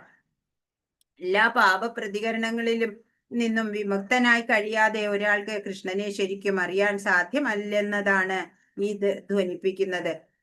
അനഘ എന്ന് വിളിക്കുന്നത് കൊണ്ട് എന്താണ്? ഇപ്പൊ അർജുനന് ഭഗവാനെ കുറിച്ച് പൂർണ്ണ ജ്ഞാനം കിട്ടി. അതെങ്ങനെയാണ്? എല്ലാ പാപ പ്രതികരണങ്ങളിലും നിന്നും മുക്തനായപ്പോഴാണ് ഭഗവാനെ കുറിച്ച് പൂർണ്ണ അല്ലെ. കുറച്ച് കൽമഷം നമ്മുടെ ഉള്ളിൽ ബാക്കിയുണ്ടെങ്കിൽ ഭഗവാനെ അറിയാൻ നമുക്ക് അത് തടസ്സമായി മാറും. എല്ലാത്തരം മാലിന്യങ്ങളിൽ നിന്നും എല്ലാ പാപകർമ്മങ്ങളിൽ നിന്നും മുക്തനായിട്ട് വേണം കൃഷ്ണനെ തികച്ചും അറിയാൻ. എങ്കിലും ഒരിക്കൽ ഭഗവത് സേവനത്തിൽ ഏർപ്പെട്ടാൽ മനുഷ്യൻ സ്വാഭാവികമായി പാപരഹിതന്റെ നിലയിൽ എത്തിച്ചേരും. അപ്പോ എന്താ പറയണേ? എല്ലാ പാപകർമ്മങ്ങളിൽ നിന്നും മുക്തനായിട്ട് വേണം ഭഗവാനെ അറിയാൻ. അതല്ല ഇനിയിപ്പോ ഭഗവത് സേവനത്തിൽ ഏർപ്പെട്ട് ഭഗവാനെ കുറിച്ച് അറിഞ്ഞു എന്ന് വെച്ചാലും ഈ പാപങ്ങളൊക്കെ തനിയെ മാറിപ്പോക്കോളും, പാപരഹിതനായിക്കോളും ഓട്ടോമാറ്റിക്കലി നമ്മള്. ഇപ്പൊ നമ്മള് ആദ്യത്തെ ഭാഗത്ത് പറഞ്ഞു അസംഗ ശസ്ത്രേണ ദൃഢേന ചിത്വ എന്ന് പറഞ്ഞു. അസംഗം, ഈ ഭൗതികതയോടുള്ള വിരക്തി, ഈ ഭൗതിക ആസക്തിയിൽ നിന്നുള്ള ആ മോചനം, അത് നേടി അങ്ങനെയുള്ള അസംഗമാകുന്ന വാൾ കൊണ്ട് ഈ വൃക്ഷത്തിനെ ഛേദിച്ചു കളയണം എന്ന് പറഞ്ഞു. അതല്ല, ഭഗവാനെ നന്നായി അറിഞ്ഞാലും ഈ വൃക്ഷം ഛേദിക്കപ്പെട്ടോളും എന്നാണ്. അപ്പോ ഇവിടെയും അതാ പറയണത്. പാപരഹിതനായാലാണ് ഭഗവാനെ ശരിക്കും മനസ്സിലാക്കാൻ പറ്റുകയെന്ന്. നേരെ തിരിച്ചും പറയുന്നുണ്ട്, ഭഗവാനെ തീർത്തും മനസ്സിലാക്കി കഴിഞ്ഞാല് പാപമുക്തനായിക്കോളും ഓട്ടോമാറ്റിക്കലി. അതാണ് പാപരഹിതന്റെ നിലയിൽ എത്തിച്ചേരുകയും ചെയ്യും എന്നുള്ളതാണ്. അത്രമേൽ വിശുദ്ധവും വൈഭവവും മാറുന്നതുമാണ് ഭക്തിയുത സേവനം. ഇപ്പൊ കൃഷ്ണാവബോധത്തോടെ ഭക്തിയുത സേവനം ചെയ്യാം. അത് മാത്രം ചെയ്താൽ തന്നെ നമുക്ക് ശ്രേയസ് ഉണ്ടാവും. ഇപ്പൊ തികഞ്ഞ കൃഷ്ണാവബോധത്തോടെ വിശുദ്ധ ഭക്തന്മാരോടൊപ്പം ഭക്തിയുത സേവനം അനുഷ്ഠിക്കുമ്പോൾ പാടെ വർജിക്കേണ്ടുന്ന ചില കൃത്യങ്ങളുണ്ട്. ഇവയിൽ പ്രധാനമായത് ഹൃദയ ദൗർബല്യമാണ്. ഭൗതിക പ്രകൃതിയെ കീഴടക്കണമെന്ന ആഗ്രഹമാണ് മനുഷ്യന്റെ അധപതനത്തിന് ആദ്യത്തെ കാരണം. അപ്പോ ഇപ്പൊ ഒരു രാജ്യത്ത് നമ്മൾ ജീവിക്കുമ്പോ അതിൻ്റെതായ നിയമനിബന്ധനകൾ പാലിക്കണം, അല്ലെ? അല്ലെങ്കിൽ ദണ്ഡം അനുഭവിക്കേണ്ടി വരും. അതുപോലെ നമ്മൾ ഇപ്പൊ ഈ കർമ്മഭൂമി, ഈ എന്താ പറയാ, ഈ ഭൗതിക ലോകം കർമ്മഭൂമിയാണ്. ഇവിടെ കർമ്മം ചെയ്യുന്നതിന് കുറച്ച് നിബന്ധനകളുണ്ട്. അതെങ്ങനെ ചെയ്യണം കർമ്മം എന്ന് ഭഗവാൻ പറഞ്ഞു തന്നിട്ടുണ്ട്. ആ നിർദ്ദേശപ്രകാരം നമ്മൾ കർമ്മം അനുഷ്ഠിക്കണം. അല്ലാതെ നമ്മൾക്ക് തോന്നിയ പോലെ കർമ്മം അനുഷ്ഠിച്ചാല് അതിന്റെ ശിക്ഷ അനുഭവിക്കേണ്ടി വരും. നമ്മള് ദണ്ഡം അനുഭവിക്കേണ്ടി വരും. എന്താണ് ദണ്ഡം? ജനിക്കുക മരിക്കുക, ജനിക്കുക മരിക്കുക, ഇത് തന്നെ. അപ്പോ ദിവ്യ പ്രേമയുദ്ധ ഭഗവത് സേവന രീതിയെ നശിപ്പിക്കും. ഏത്? ഭൗതികതയോടുള്ള ആസക്തി, ഭൗതികതയെ കീഴടക്കണം, ഭൗതിക പ്രകൃതിയെ കീഴടക്കണം എന്നുള്ള ആഗ്രഹം ഉണ്ടല്ലോ, അത് നമ്മുടെ ആ ദിവ്യമായിട്ടുള്ള പ്രേമയുദ്ധ ഭഗവത് സേവന രീതിയെ തന്നെ നശിപ്പിക്കും. നമ്മുടെ ഉള്ളിലൊക്കെ കൃഷ്ണ പ്രേമമുണ്ട്, നമ്മളിലുമുണ്ട് ദൈവികത, അല്ലെ? ഭഗവാന്റെ അംശമായതുകൊണ്ട്. പക്ഷെ ആ ദൈവികതയൊക്കെ ഇപ്പോ മായയാലെ, ത്രിഗുണങ്ങളാലൊക്കെ എങ്ങനെയാ, കാമത്താലൊക്കെ ആവരണം ചെയ്യപ്പെട്ടിരിക്കുകയാണ്. അതിനെയൊക്കെ നമ്മൾ പ്രബലമാക്കണം, അല്ലെ? എന്നാലാണ് നമുക്ക് ഭഗവാന്റെ സേവനത്തിൽ ഏർപ്പെടാൻ സാധിക്കുള്ളൂ. ഭൗതിക പ്രകൃതിയെ കീഴടക്കാനുള്ള വാസന വളരുന്നതോടൊപ്പം ഭൗതിക പദാർത്ഥങ്ങളിലുള്ള ആസക്തിയും അത് നേടാനുള്ള മനോഭാവവും കൂടുന്നു എന്നതാണ് രണ്ടാമത്തെ മനോദൗർബല്യം. ഈ ദൗർബല്യങ്ങളിൽ നിന്ന് തന്നെ ഭൗതിക ജീവിതത്തിലെ പ്രശ്നങ്ങളെല്ലാം ഉളവാകുന്നത്. അപ്പൊ ഇവിടെ ഈ പാരഗ്രാഫ് എന്താ പറയണത്? ഈ ത്രിഗുണങ്ങളെ അതിക്രമിക്കേണ്ട കാര്യമാണ്. ഇപ്പൊ നമ്മുടെ ഇടയിൽ 90% പേരും രജോ ഗുണികളാണ് എന്ന് പറഞ്ഞു. അവര് കൂടുതൽ അധ്വാനിക്കണു, കൂടുതൽ സമ്പാദിക്കാനും ഒക്കെ, നേട്ടങ്ങൾ ഉണ്ടാക്കാനും ഒക്കെ, പദവികള്, പണം, പദവി എല്ലാം നേടാനുള്ള പരിശ്രമമാണ് നടത്തണേന്ന് പറഞ്ഞു. അങ്ങനെ ആ മനോഭാവം ഉണ്ടാവുമ്പോ, ആസക്തി കൂടുന്തോറും നമുക്ക് അത് ദൗർബല്യാണ് നമ്മുടെ. അത് തോറും നമ്മള് ഭഗവാനിൽ നിന്ന് അകന്നു പോവും. ഈ അധ്യായത്തിലെ ആദ്യ ശ്ലോകങ്ങൾ 5 ഇവയിൽ നിന്നും സ്വയം മുക്തി നേടാനുള്ള പ്രക്രിയയെ വിവരിക്കുന്നു. ഈ ആദ്യത്തെ 5 ശ്ലോകങ്ങള് ഈ ദൗർബല്യത്തിൽ നിന്നൊക്കെ മുക്തനാവാനുള്ള ആ പ്രക്രിയ എന്താണെന്നാണ് നമുക്ക് പറഞ്ഞു തന്നത്. 6-ാം ശ്ലോകം മുതൽക്കുള്ളവ പുരുഷോത്തമ യോഗത്തെ പ്രതിപാദിക്കുകയാണ്. അപ്പോ വൈരാഗ്യം കൊണ്ട് നമ്മൾ തന്നെ ഉണ്ടാക്കിയെടുത്ത വൃക്ഷാണ് അത്, അശ്വത്ഥ വൃക്ഷം. ആ സാങ്കല്പികമായിട്ടുള്ള കൽപ്പിത വൃക്ഷം, മായാവൃക്ഷം, അല്ലെങ്കിൽ അത് എന്താ പറയാ, ആധ്യാത്മിക ലോകത്തിലെ ആ വൃക്ഷത്തിന്റെ ആ റിഫ്ലക്ഷൻ ആയിട്ടുള്ള ആ അശ്വത്ഥ വൃക്ഷം ഉണ്ടല്ലോ, തലകീഴായത്, അത് നമ്മൾ തന്നെ, അല്ലെ? പ്രകൃതി ഗുണങ്ങളാലുള്ള ഓരോ അതിനെ അനുസരിച്ച കർമ്മങ്ങൾ ചെയ്ത്, ഫലോദിഷ്ട കർമ്മങ്ങൾ ചെയ്ത് അതിനെ പരിപോഷിപ്പിച്ച് കൊണ്ടുവന്നിരിക്കുകയാണ് നമ്മള്.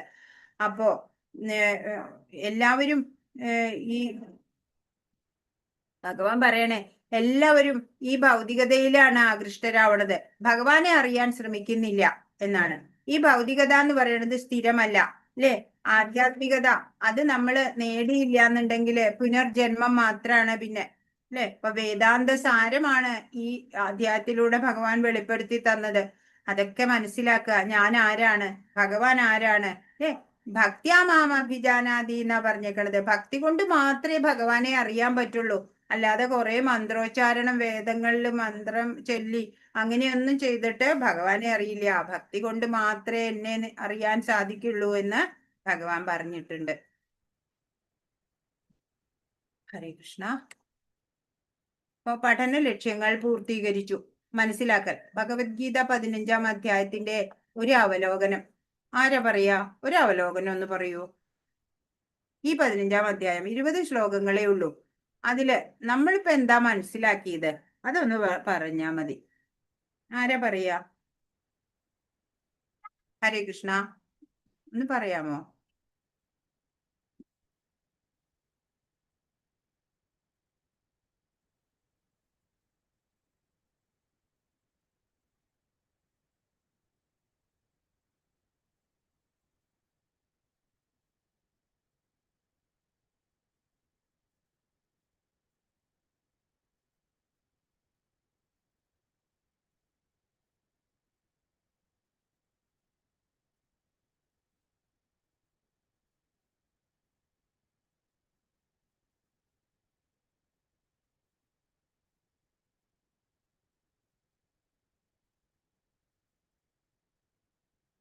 മാതാജി ഇന്ന് പ്രഭുക്കന്മാരൊന്നും ഇല്ലേ?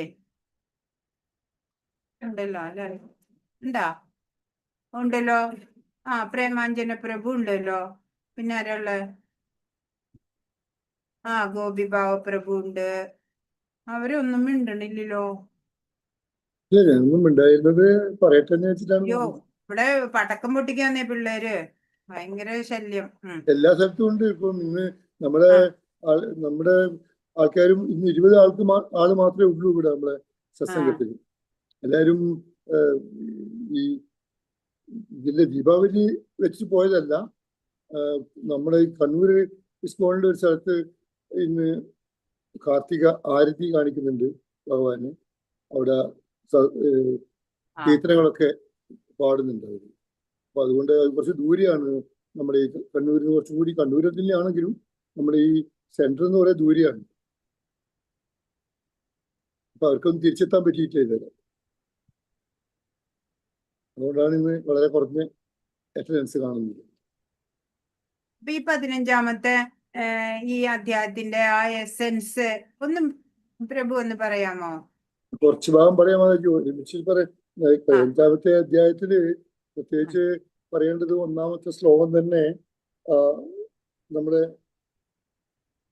നേരെ തലകീഴായി നിൽക്കുന്ന ഒരു വൃക്ഷത്തിനെ പറ്റിയാ പറയുന്നത്. അപ്പൊ നമ്മൾ ഇതുവരെ അത് മനസ്സിലാക്കാൻ കഴിയാത്ത ഒരു അവസ്ഥയിലാണ് ഈ നമ്മൾ ബദ്ധരായ അവസ്ഥയിൽ നിൽക്കുന്നത്. നമ്മളിപ്പോഴും ആലോചിച്ചുകൊണ്ടിരിക്കുന്നത് ഈ ഭൗതിക ലോകം ഇതാണ് യഥാർത്ഥ ലോകം. ഇവിടെ നമുക്ക് വിട്ടുപോകണ്ട, ഇവിടെ നമ്മൾ സന്തോഷിച്ച് കഴിയുന്ന തരത്തിൽ ജീവിച്ചു പോവാം. അല്ലെങ്കിൽ ഇവിടെ നമുക്ക് കുറച്ചുകൂടി നല്ല രീതിയിൽ നമ്മൾ നല്ല കാര്യങ്ങളൊക്കെ ചെയ്തു കഴിഞ്ഞാൽ ഇതിലും ശ്രേഷ്ഠമായ ജന്മം ഇവിടെ കിട്ടും. അപ്പൊ ഇവിടെ തന്നെ നിന്നാൽ മതി, മറ്റൊരു ലോകം ഉണ്ടെന്ന് തന്നെ നമുക്ക് മനസ്സിലാക്കാൻ പറ്റുന്നില്ല.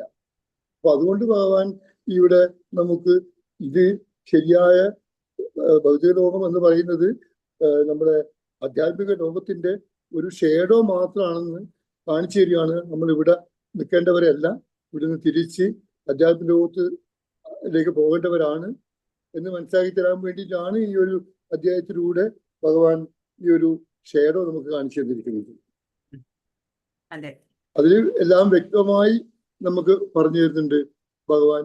ഓരോന്നും ആ ഒരു പിന്നെ വൃക്ഷത്തിന്റെ ഇലകള്, അത് ദേവന്മാരും അതുപോലെ തന്നെ വേദങ്ങള് മറ്റൊരു ശാഖയില്, അങ്ങനെ എല്ലാം ഇതിലുണ്ടെന്ന് കൃത്യമായി മനസ്സിലാക്കി തരുന്നുണ്ട്. പക്ഷെ ഇതൊന്നും ഇവിടുന്ന് ഇവരൊക്കെ ആ ശരിക്കും പറഞ്ഞാൽ ആ ദേവന്മാരെയും അല്ലെ അതുപോലെ തന്നെ വേദങ്ങളെയും ഒക്കെ മനസ്സിലാക്കിക്കൊണ്ട് നമ്മൾ ഇവിടുന്ന് ഈ ഒരു ഭൗതിക ലോകം ത്യജിച്ച് നമുക്ക് വീണ്ടും നമ്മുടെ സ്വന്തം വാസ്തവമായ കൃഷ്ണലോകം എന്ന ആ ധാമത്തിലോട്ട് എത്താനുള്ള പ്രവർത്തനത്തിലോട്ട് ഓരോരോ ഭക്തന്മാരും ഏർപ്പെടണമെന്നാണ് ആദ്യത്തെ 3-4 ശ്ലോകത്തിൽ ഭഗവാൻ പറഞ്ഞു തരുന്നത്. പിന്നെ ത്രിഗുണങ്ങളെ പറ്റി പറയുന്നുണ്ട്. എന്തുകൊണ്ട് നമ്മൾ ഈ ബദ്ധരായി ഈ ഭൗതിക ലോകത്ത് ജീവിക്കേണ്ടി വരുന്നു, അതിനെപ്പറ്റി പറഞ്ഞു തരുന്നുണ്ട്. അതുപോലെ തന്നെ ബദ്ധരായ ആൾക്കാർ 2 തരത്തിലുള്ള ജീവാത്മാക്കളെ പറ്റി പരിചയപ്പെടുത്തി തരുന്നുണ്ട്. അതിൽ ഒന്ന് തെറ്റുപറ്റുന്നവര്, തെറ്റുപറ്റാത്തവര്. അപ്പൊ ഭൗതിക ലോകത്ത് ജന്മമെടുക്കുന്ന ബദ്ധാത്മാക്കൾക്ക് എല്ലാവർക്കും ഉണ്ടാകുന്ന ഒരു അവസ്ഥയാണ് ഇതെന്ന് മനസ്സിലാക്കി തരുന്നുണ്ട്. ഇതിലും കൂടുതലായിട്ട് ഈ ഈശോപനിഷത്തിലെ 4 തെറ്റുകൾ ഈ ഭൗതിക ലോകത്ത് ബദ്ധരായിരിക്കുന്നവർക്ക് പറ്റാം എന്നുള്ളതിനെ പറ്റി ഈശോപനിഷത്തിലും പറഞ്ഞു തരുന്നുണ്ട്. അപ്പൊ അങ്ങനെ എന്തുകൊണ്ട് നമുക്ക് ഇവിടുന്ന് വിട്ടുപോകാൻ പറ്റുന്നില്ല? ഒന്ന് പ്രത്യേകിച്ച് പറയുന്നത്, നമുക്ക് ഒരിക്കലും ഭഗവാനായിട്ട് ഏകീകരിക്കാൻ സാധിക്കുന്നില്ല. ഏകീകരിക്കുക എന്ന് പറഞ്ഞാൽ ഭഗവാനും ഞാനും ഒന്ന് എന്നുള്ള തരത്തിലല്ല, ഭഗവാന്റെ നിയന്ത്രണങ്ങൾക്ക് അതീതരായിക്കൊണ്ട് നമ്മൾ കർമ്മം ചെയ്യണം എന്ന് ആരും ആഗ്രഹിക്കുന്നില്ല. അതുകൊണ്ടാണ് ഈ ഭാഗവത്തിൽ പറയുന്നുണ്ട്, നമ്മൾ ഈ ഭൗതിക ലോകം നിയന്ത്രിക്കുന്നത് ഭഗവാനാണ്, പക്ഷെ ജീവസത്തുക്കളെ നിയന്ത്രിക്കുന്നത് ഭൗതിക ലോകമാണ്.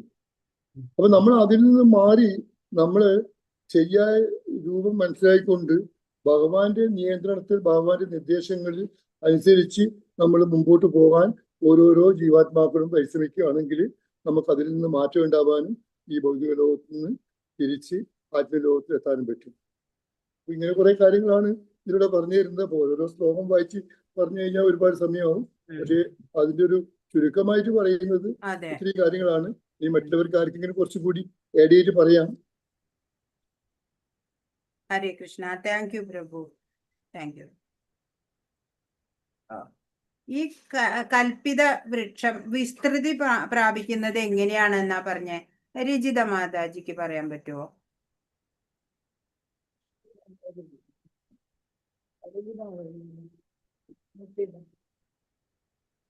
കൃഷ്ണ മാതാജി. രണ്ടാമത്തെ ശ്ലോകത്തിൽ പറഞ്ഞിട്ടുണ്ട് മാതാജി. Okay okay. ഈ വൃക്ഷത്തിന്റെ ശാഖകൾ ഭൗതിക പ്രകൃതിയുടെ ത്രിഗുണങ്ങളാൽ പോഷിക്കപ്പെട്ട് താഴോട്ടും മേലോട്ടും പടർന്നു അപ്പൊ ഇതിന്റെ കിടക്കുകയാണ്. എങ്ങനെയാ വിസ്തൃതി പ്രാപിക്കണത്? ഭൗതിക പ്രകൃതിയുടെ പറഞ്ഞിരിക്കുന്നത്. ത്രിഗുണങ്ങളാൽ അധിഷ്ഠിതമായിട്ടുള്ള കർമ്മങ്ങൾ നമ്മൾ ചെയ്യണത് കൊണ്ട് അല്ലേ? അതുകൊണ്ടാണ്. അപ്പൊ അതിന്റെ ഉത്തരം അതുകൊണ്ടാണ്. കിട്ടി. അതിന്റെ ഉത്തരം കിട്ടി. ഇനി വൈരാഗ്യം എന്നുള്ള വാള് അതെങ്ങനെയാ ഉണ്ടാക്കുക? അത് പറയാമോ? വൈരാഗ്യം എന്നുള്ള വാള് അസംഗം എന്നുള്ള ശസ്ത്രം കൊണ്ട് വേണം ഛേദിക്കാൻ എന്ന് പറഞ്ഞു. അത് വിരക്തി. അഞ്ചാമത്തെ ശ്ലോകത്തിൽ പറയുന്നുണ്ട് മാതാജി. അത് വിരക്തിയാകുന്ന ഭൗതിക ആസ്വാദനങ്ങളോടുള്ള വിരക്തിയാൽ ഉണ്ടാകുന്നതല്ലേ അതെ. അസംഗം. അതെങ്ങനെയാണ് ഉണ്ടാക്കുക? വൈരാഗ്യം എന്ന വാള് എങ്ങനെയാ നമ്മൾ നിർമ്മിക്കുക? അത് അഞ്ചാമത്തെ ശ്ലോകത്തിന്റെ ഭാവാർത്ഥം പറഞ്ഞു തരുന്നുണ്ട് വിവർത്തനത്തില്.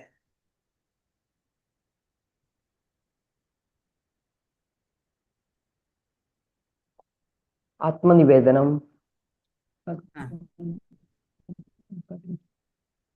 അല്ല, മിഥ്യാഭിമാനം, മായാമോഹം, ദുസ്സംഗം ഒന്നുമില്ലാതെ അതിന്നൊക്കെ ഒഴിഞ്ഞ് ഈ സനാതന തത്വത്തെ നമ്മുടെ ഭഗവാനെ അറിഞ്ഞ് ദ്വന്ദ്ങ്ങളിൽ നിന്ന് മോചിതരായിട്ട് സ്വയം സമർപ്പിക്കണത് എങ്ങനെയെന്നുള്ളത് അറിയണ ആൾക്കാണ് ഇതിനെ അറുത്ത് ശാശ്വത സാമ്രാജ്യത്തിലേക്ക് ചേരാൻ സാധിക്കുക.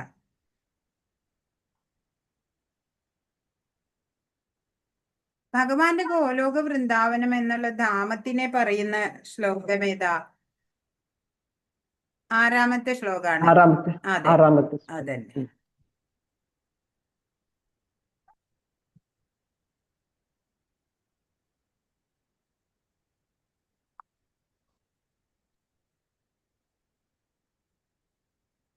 പഞ്ചഭൂതാത്മകമായ ശരീരത്തിലേക്ക് ജീവൻ 5 ഇന്ദ്രിയങ്ങളെയും അതുപോലെ സൂക്ഷ്മ ശരീരത്തിലെ തന്മാത്രകളെയും ഒക്കെ കൊണ്ട് വരികയാണ് അല്ലെ? അങ്ങനെയാണ് ഒരു ദേഹം ജനിച്ചു എന്ന് പറയണത് അല്ലെ? ശരീരം നിശ്ചലമാകുമ്പോഴോ ശരീരത്തിൽ നിന്ന് ഈ ജീവൻ ഇന്ദ്രിയങ്ങളെ മുഴുവൻ എടുത്തുകൊണ്ട് പോവാണ്. ഈ ഇന്ദ്രിയങ്ങള് എന്തൊക്കെയാണെന്ന് പറയുന്നുണ്ട്. ശ്രോത്രം, ചക്ഷു, സ്പർശനം ച, രസനം, ഘ്രാണമേവച എന്നൊക്കെ. ഈ എടുത്തു കൊണ്ടുപോകുന്നതിനെ എന്തിനോടാ ഉപമിച്ചിരിക്കണേ? എട്ടാമത്തെ ശ്ലോകത്തില്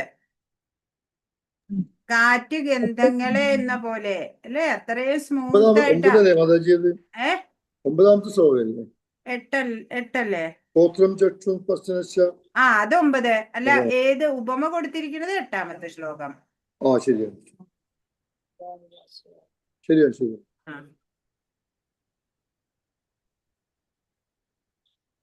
ലോക വിഷയങ്ങളുടെ പുറകെ പോകുന്ന ഒരാൾക്ക് ഇന്ന് വേർതിരിച്ചറിയാൻ പറ്റില്ല. ജീവാത്മാവ് എങ്ങനെ ശരീരം വിട്ടു പോണെന്നോ ഇനി എങ്ങനെ മറ്റൊരു ശരീരം സ്വീകരിക്കണമെന്നോ ഒന്നും അറിയാൻ പറ്റില്ല അല്ലെ?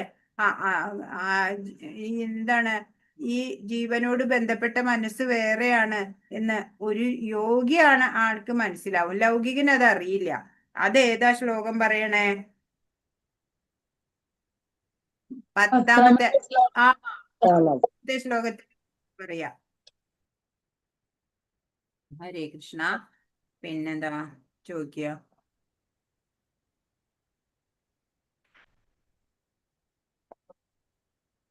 ഞാൻ തന്നെയാണ് ഈ ഭൂമിയിലെ ഈ ജീവജാലങ്ങളെ എല്ലാം സംരക്ഷിക്കുന്നത് എന്ന് ഭഗവാൻ ഏത് ശ്ലോകത്തിലാ പറയണേ?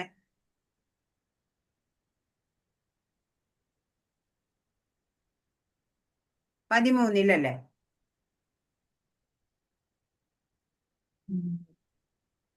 13-ലാണ് പറയണേ.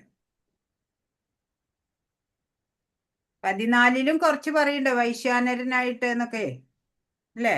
അഹം വൈശാനരൂപൂത്വ എന്നുള്ള ആ ശ്ലോകത്തിലും പറയുന്നുണ്ട് കുറച്ച്.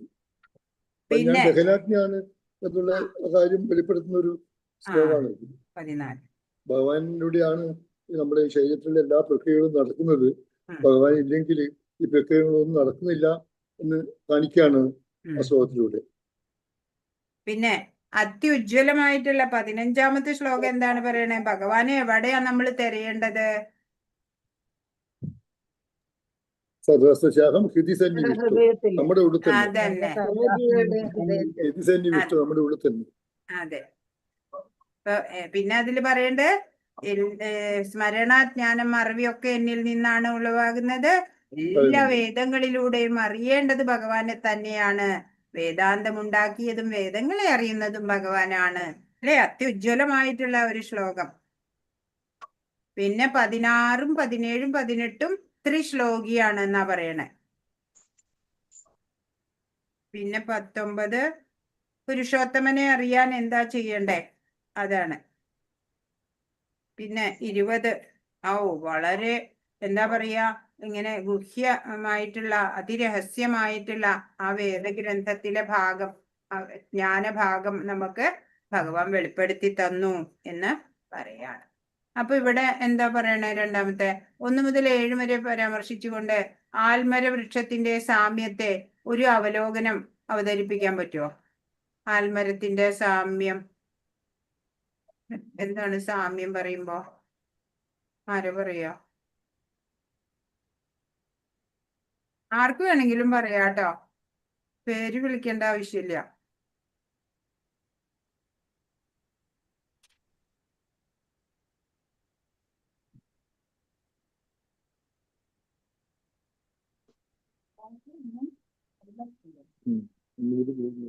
പറയോ ആരെങ്കിലും? ഹരേ കൃഷ്ണ. പറയും. ഭൗതിക പ്രകൃതിയുടെ ത്രിഗുണങ്ങളാലാണ് ഈ വൃക്ഷം പടർന്നു പന്തലിച്ച് കിടക്കുന്നത്. അതെ. ഇതിന്റെ ചില്ലകൾ ഇന്ദ്രിയ വിഷയങ്ങൾ ചില്ലകളാകുന്നു. ഇത് ബലോദുഷ്ട കർമ്മങ്ങളായി ബന്ധപ്പെട്ടിട്ടാണ് ഇതിന്റെ വേരുകൾ ഇരിക്കുന്നത്.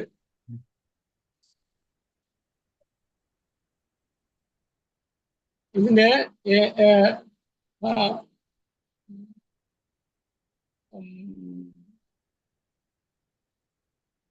ബ്രാഞ്ചസ് എന്ന് പറയുന്നത് അതിന്റെ കിളകൾ, അത് അപ്പർ ആൻഡ് ലോയർ പ്ലാനറ്റ്സ്. നമ്മുടെ ഈ പ്രകൃതിയിലുള്ള പ്ലാനറ്റുകൾ, അത് താഴ്ന്ന തരത്തിലുള്ളത് പാതാളം ഇതുപോലത്തെയും അതിന്റെ മുകളിലുള്ളതുമായിട്ടുള്ള അപ്പർ ആൻഡ് ലോയർ പ്ലാനറ്റ്സ് ആണ് അതിന്റെ കിളകൾ, ബ്രാഞ്ചസ്. അതിന്റെ ഇലകൾ വേദത്തിന്റെ വേദങ്ങളാകും. അതിന്റെ സെൻസ് ഓബ്ജക്ട്സ് ആണ് ഫിഗ്സ്, അതിന്റെ പൂക്കളാകുന്നു. ബ്രാഞ്ചസിന്റെ അതിന്റെ ടിപ്സ് വന്നിട്ട് സെൻസസ് ആണ്. ഞാൻ ഇംഗ്ലീഷ് ബുക്ക് വെച്ചിരിക്കുന്നത്, അതാണ് ഇംഗ്ലീഷ് പറയുന്നത്. മലയാളം എനിക്ക് കിട്ടില്ല. കുഴപ്പമില്ല. പിന്നെ ഇതിന്റെ ഫലങ്ങൾ, ഒരുപാട് ഫലങ്ങളുള്ളത്, അത് നമ്മളുടെ ധർമ്മ, അർത്ഥ, കാമ, മോക്ഷങ്ങളാണ് ഇതിന്റെ ഫലങ്ങളായിട്ട്. ഇതിന് എങ്ങനെയാണ് വളം കിട്ടുന്നത്, ഇത് വലുതാകുന്നത്, ഇത് ശക്തി പ്രാപിക്കുന്നത് എന്ന് ചോദിക്കുമ്പോൾ അത് ഈ ഭൗതികതയുടെ ത്രിഗുണങ്ങൾ കൊണ്ടാണ് ഇത് വളർന്നു പന്തലിച്ച് നൂറിഷ്മെന്റ് എടുക്കും.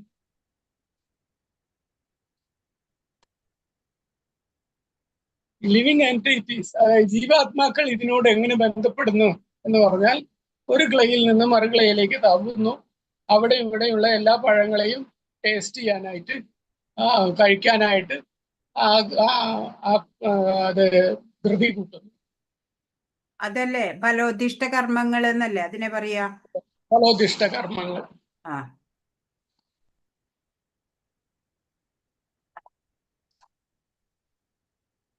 അതിൽ നിന്ന് കാരണമെന്ന് ഭഗവാന്റെ തന്നെ പാർട്ട് ആൻഡ് പാർസലായി ഇരിക്കുമ്പോൾ തന്നെ ഇത് ഈ സെൻസസ് കാരണം നമ്മളുടെ ഈ ഇന്ദ്രിയ വിഷയങ്ങൾ കാരണം ഈ ജീവാത്മാക്കൾ സ്ട്രഗിൾ ചെയ്യാണ്, കഷ്ടപ്പെടുകയാണ് ചെയ്യും. അതാണ് കർഷതി എന്ന് പറയണത്.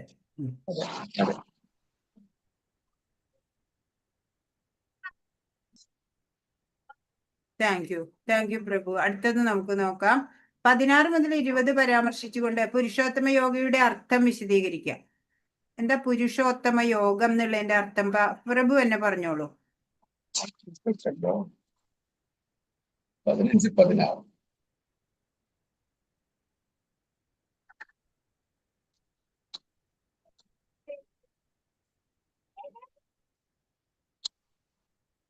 16, 17, 18 എന്ന് പറയുന്നത് അത് വേദങ്ങളുടെയും വേദാന്തത്തിന്റെയും ഒരു സംസ്കൃത പദങ്ങളാണ്. അതായത് ഒരു സമ്മറിയാണ്. 15, 16, 17, 18 എന്ന് പറയുന്നത് 15, 16, 17, 18 ശ്ലോകങ്ങൾ. അപ്പൊ നമ്മൾ ഇതില് 15-ാമത്തെ ശ്ലോകത്തിൽ നമുക്ക് എന്താണ് വേണ്ടത്, എങ്ങനെയാണ്, എവിടെയാണ് ഭഗവാൻ ഉള്ളത്, എവിടെയാണ് എന്നുള്ള കാര്യങ്ങളൊക്കെ പറഞ്ഞു തന്നതിന് ശേഷം വേദാന്തം ഉണ്ടാക്കിയതും വേദങ്ങളാൽ അറിയപ്പെടുന്നതും എല്ലാം ഞാനാണ് എന്ന് പറഞ്ഞതിന് ശേഷമാണ് ഈ ശ്ലോകങ്ങൾ വരുന്നത്. അത് കണക്റ്റഡ് ആയിട്ട് ചിന്തിക്കാൻ നമ്മൾ കാരണമുണ്ട്. ഇതിൽ പറയുമ്പോ പുരുഷന്മാർ 2 വിധത്തിലാണെന്നാ പറയുന്നത്. തെറ്റ് പറ്റാവുന്നവരും അല്ലാത്തവരും. ജീവാത്മാക്കൾ ഭൗതിക ലോകത്തിലാണ് ഉള്ളത്.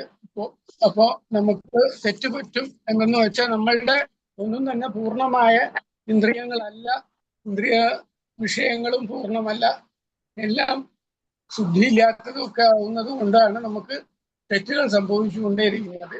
ആധ്യാത്മിക ലോകത്തിലാണ് ഉള്ളതെങ്കിൽ ആ ജീവാത്മാക്കൾക്ക് തെറ്റ് പറ്റുന്നില്ല എന്നാ പറയുന്നത്. അപ്പൊ ഇവിടെ തന്നെ മുക്താത്മാക്കൾ ഉണ്ടാവില്ലേ? അതെ, അവർക്കും തെറ്റ് പറ്റാത്തവരല്ലേ? ഇപ്പൊ നമ്മുടെ ശ്രീല പ്രഭുപാദ് മുക്താത്മാവായിരുന്നില്ലേ? ആയിരുന്നോ? അതെ. അപ്പൊ അങ്ങനെയുള്ള ത്രിഗുണാതീതരായിട്ട് മായാതീതരായിട്ടുള്ളവർ ഇവിടെയും ഉണ്ടാവാറുണ്ട് മഹാത്മാക്കള് അല്ലേ?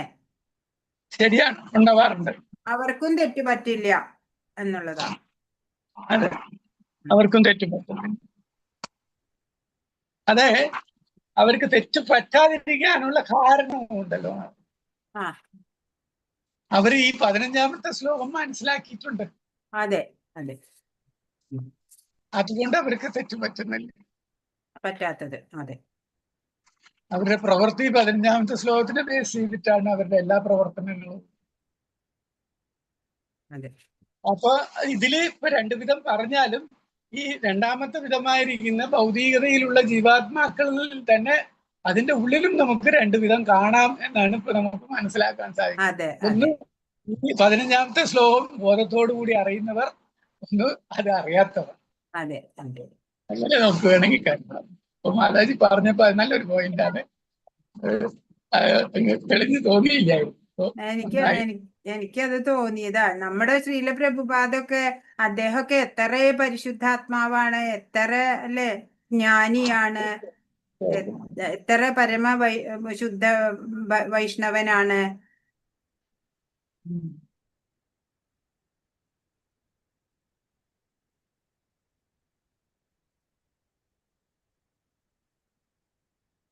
പിന്നത്തെ അവസാനത്തെ പരമാത്മാവ് ഭഗവാൻ, അവ്യയനായ ഭഗവാനുണ്ട് എന്നറിയപ്പെടുന്ന ഭഗവാനുണ്ട്. അദ്ദേഹം 3 ലോകങ്ങളിലും അന്തർഗതനായി അവയെ പുലർത്തുന്നു.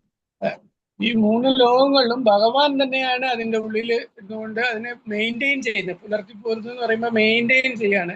എങ്ങനെ മെയിൻറ്റെയിൻ ചെയ്യാന്ന് പറയുമ്പോൾ നമുക്ക് ഈ ഇതിൽ ആനന്ദിക്കാനായിട്ട്, ഉല്ലസിക്കാനായിട്ട്, അല്ലെങ്കിൽ അനുഭവിക്കാനായിട്ടുള്ള എല്ലാവിധ ഫെസിലിറ്റീസും ചുറ്റുചുഴലായിട്ട് എന്തും എന്തും തന്നെ എല്ലാം ഭഗവാൻ അതിൽ അനുവദിച്ചു തന്നുകൊണ്ട് അത് നമുക്ക് അറേഞ്ച് ചെയ്ത് തന്നുകൊണ്ട് അതിനെ ഈ 3 ലോകത്തെയും അദ്ദേഹം മെയിൻറ്റെയിൻ ചെയ്യുകയാണ്. ജീവാത്മാക്കൾക്ക് വേണ്ടിയിട്ട് അവർക്ക് ആ ഫെസിലിറ്റീസ് ഒക്കെ കൊടുത്തുകൊണ്ട് എൻജോയ്മെന്റിന്, അതായത് അനുഭവിക്കാനുള്ള ദ്രവം കൊണ്ടാണല്ലോ നമ്മൾ ഭൗതിക ലോകത്തിലേക്ക് തന്നെ വരുന്നത്.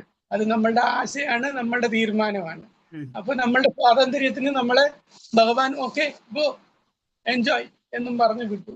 ആ എൻജോയ് ചെയ്യാനുള്ള മൂലകങ്ങളും മൂപ്പര് തന്നെ നമുക്ക് ഒരുക്കി തരികയാണ് ചെയ്യുന്നത്, മെയിൻറ്റെയിൻ ചെയ്യുകയാണ് ചെയ്യുന്നത്. ഈ 3 ലോകത്തും അത് പുലർത്തിപ്പോരുന്നു, അന്തർഗതനായി പുലർത്തിപ്പോരുന്നു എന്ന് പറയുന്നു. 18ാമത്തെ ശ്ലോകത്തില് ഞാൻ ഇന്ദ്രിയാതീതനും ക്ഷരങ്ങൾക്കും അക്ഷരങ്ങൾക്കും അതീതനും സർവശ്രേഷ്ഠനുമായതുകൊണ്ട് ലോകരും വേദങ്ങളും എന്നെ പുരുഷോത്തമൻ എന്ന് പറയുന്നു, പുകഴ്ത്തുന്നു. പുരുഷോത്തമൻ എന്ന് പറയാനുള്ള കാരണം ഭഗവാൻ തന്നെ ഇവിടെ പറയുന്നുണ്ട്. I am the supreme. ഞാൻ വന്ന് ഇന്ദ്രിയാതീതനാണ്, ട്രാൻസെൻഡന്റൽ ആണ്, ഫേലിയബിളും ഇൻഫേലിയബിളും, അതായത് അതീതനാണ് എന്നൊക്കെ, അക്ഷരങ്ങൾക്കും ക്ഷരങ്ങൾക്കും അതീതനാണ് അദ്ദേഹം എന്ന് അദ്ദേഹത്തിന്റെ ആ ഒരു പൊസിഷൻ ഡിഫൈൻ ചെയ്യുന്നുണ്ട് ഇവിടെ. അപ്പോ 15-18 അപ്പൊ അതിൽ വന്നിട്ട് നമ്മള് ഈ ലിവിങ് എൻറ്റിറ്റി, അതായത് ഈ ജീവാത്മാവും പരമാത്മാവും തമ്മിൽ നോക്കുമ്പോൾ ഇത് രണ്ടുപേരും ഇൻഡിവിജ്വൽസ് ആണ്. ഇതിൽ എന്താണ് വ്യത്യാസം വരുന്നത് വെച്ചാൽ, ഈ ജീവാത്മാവ്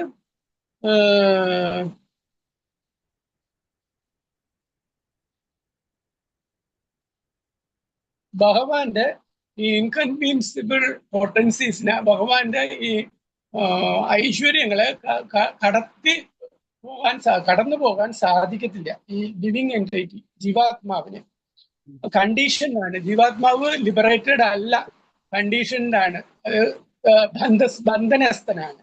എന്നാൽ പരമാത്മാവ് അങ്ങനെ ഒന്നിലും ഈ 3 പ്രകൃതി വിഭവങ്ങളായ 3 ഇതിലും ബന്ധനസ്ഥനാകുന്നില്ല.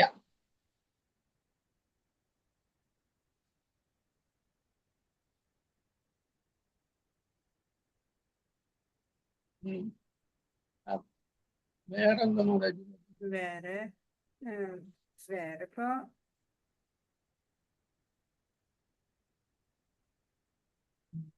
ഉത്തമ പുരുഷനായിട്ട് ഭഗവാനെ നമ്മൾ അറിയണം, അല്ലേ? അതെ അതെ. അതെന്ത് ഉത്തമ പുരുഷൻ എന്തുകൊണ്ടെന്ന് വെച്ചാൽ, നമ്മളും ഈ ജീവാത്മാവും പരമാത്മാവും പുരുഷനായിട്ട് തന്നെ പല സ്ഥലങ്ങളിൽ ഇതില് പറയുന്ന, ഭഗവത്ഗീതയിൽ തന്നെ ചില സ്ഥലങ്ങളിൽ പുരുഷ എന്ന് പറയുമ്പോൾ അത് ജീവാത്മാവിനെയും പറഞ്ഞിട്ടുണ്ട്. അപ്പൊ ഈ കൺഫ്യൂഷൻ വരാൻ പാടില്ല. ഈ അവിടെയും പുരുഷ ഇവിടെയും പുരുഷ എന്നുള്ള വാക്ക് ഉപയോഗിക്കുമ്പോൾ രണ്ടും ഒരു തലത്തില് ചിന്തിക്കാൻ പാടില്ല എന്നുള്ളത് കൊണ്ടാണ് ഈ 18ാമത്തെ ശ്ലോകത്തിൽ ഭഗവാൻ പുരുഷോത്തമൻ എന്നുള്ള അതിന് ഡിഫിനിഷൻ കൊടുത്തിരിക്കുന്നത്. ഇത് ജീവാത്മാവിന് ഈ ഡിഫിനിഷൻ ഇല്ല. അത് പൂർണ്ണമായിട്ടും ജീവാത്മാവ് ബന്ധനസ്ഥനായിരിക്കുന്നു. പുരുഷോത്തമനായ ഭഗവാൻ ഒന്നിലും ബന്ധനസ്ഥൻ അല്ലാത്തത് കൊണ്ട് തന്നെ പുരുഷോത്തമൻ, ആ ഉത്തമ എന്ന് പറയുമ്പോൾ അതിന് വന്നിട്ട് അദ്ദേഹത്തിന്റെ ആ സുപ്പീരിയർ പൊസിഷൻ, ലോർഡ് എന്നുള്ള ഭഗവാൻ എന്നുള്ള ആ സുപ്പീരിയർ പൊസിഷന്, ഉന്നതമായ പദവിയെ ആർക്കും തന്നെ കടത്തിവെട്ടാനോ ഒന്നും സാധിക്കത്തില്ല, സർപ്പാസ് ചെയ്യാനേ സാധിക്കത്തില്ല എന്നുള്ളത് കൊണ്ടാണ് ഉത്തമ എന്നുള്ളത് അവിടെ അഡീഷണൽ ആയിട്ട് പ്രിഫിക്സ് ആയിട്ട് കൊണ്ടുവന്നിരിക്കുന്നു. ഉത്തമ പുരുഷൻ അല്ലെങ്കിൽ പുരുഷോത്തമ എന്ന് പറഞ്ഞ് സഫിക്സ് ആയിട്ടായാലും ഉത്തമ എന്നുള്ളത് അവിടെ ആ പുരുഷന്റെ കൂടെ ആഡ് ചെയ്യുന്നത് ഈ കാരണം കൊണ്ടാണ്. അദ്ദേഹത്തിന്റെ ഈ പൊട്ടൻസീസിനെ നമുക്ക് ആർക്കും ആർക്കും കടന്നു പോകാൻ സാധിക്കത്തില്ല എന്നുള്ളത് കൊണ്ടുമാണ്. ഹരേ കൃഷ്ണ. ഈ ലോകത്തോട് വിരക്തി വന്നാല് നമുക്ക് ഭഗവാനെ അറിയാം, അല്ലെ? ബുദ്ധിക്ക് അതീതനായ എന്നെ അറിയുന്ന യോഗി എന്നെ ഭജിക്കണു എന്നാ ഭഗവാൻ ഒരു തരത്തിൽ പറയണത്. ഈ ഭൗതികതയിൽ നിന്ന് ഒന്നും നമുക്ക് നേടാനില്ല, അല്ലെ? ഈ ലോകത്തോട് നമുക്ക് ഉണ്ടാവേണ്ടത് വിരക്തിയാണ്. അപ്പോഴാണ് നമുക്ക് പൂർണ്ണമായിട്ട് ഭഗവത് സേവനത്തിൽ മുഴുകാൻ സാധിക്കുക. അങ്ങനെയുള്ള ആ ഗുഹ്യതമമായിട്ടുള്ള ആ അറിവാണ് ഭഗവാൻ നമുക്ക് ഇതിലൂടെ പറഞ്ഞു തന്നത്. ഹരേ കൃഷ്ണ. നമ്മൾ സ്വയം ഭഗവാനെ അനുഭവിക്കാതെ ഭഗവാനെ ശരിക്കും അറിയാൻ പറ്റില്ല അല്ലേ? ഈ എന്താ പറയാ, അപ്പൊ നമുക്ക് ഉള്ളിലും ഈ പ്രപഞ്ചത്തിലും ഒക്കെ പരമാത്മ ദർശനം ഉണ്ടാവും അല്ലേ? ഭഗവാനെ പരിപൂർണമായിട്ട് അറിയുമ്പോഴ്. യെസ്.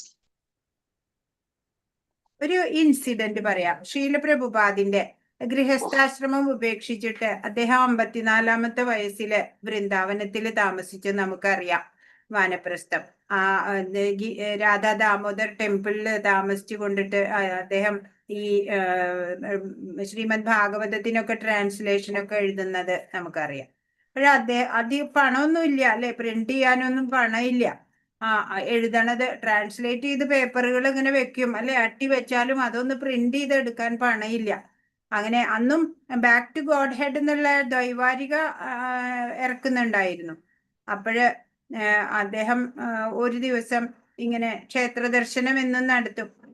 ഒരു ദിവസം അദ്ദേഹം ഒരു സുപ്രീം കോടതി ജഡ്ജിനെ ആ ക്ഷേത്രത്തിന്റെ ദർശനത്തിനിടയിൽ കാണുകയാണ്.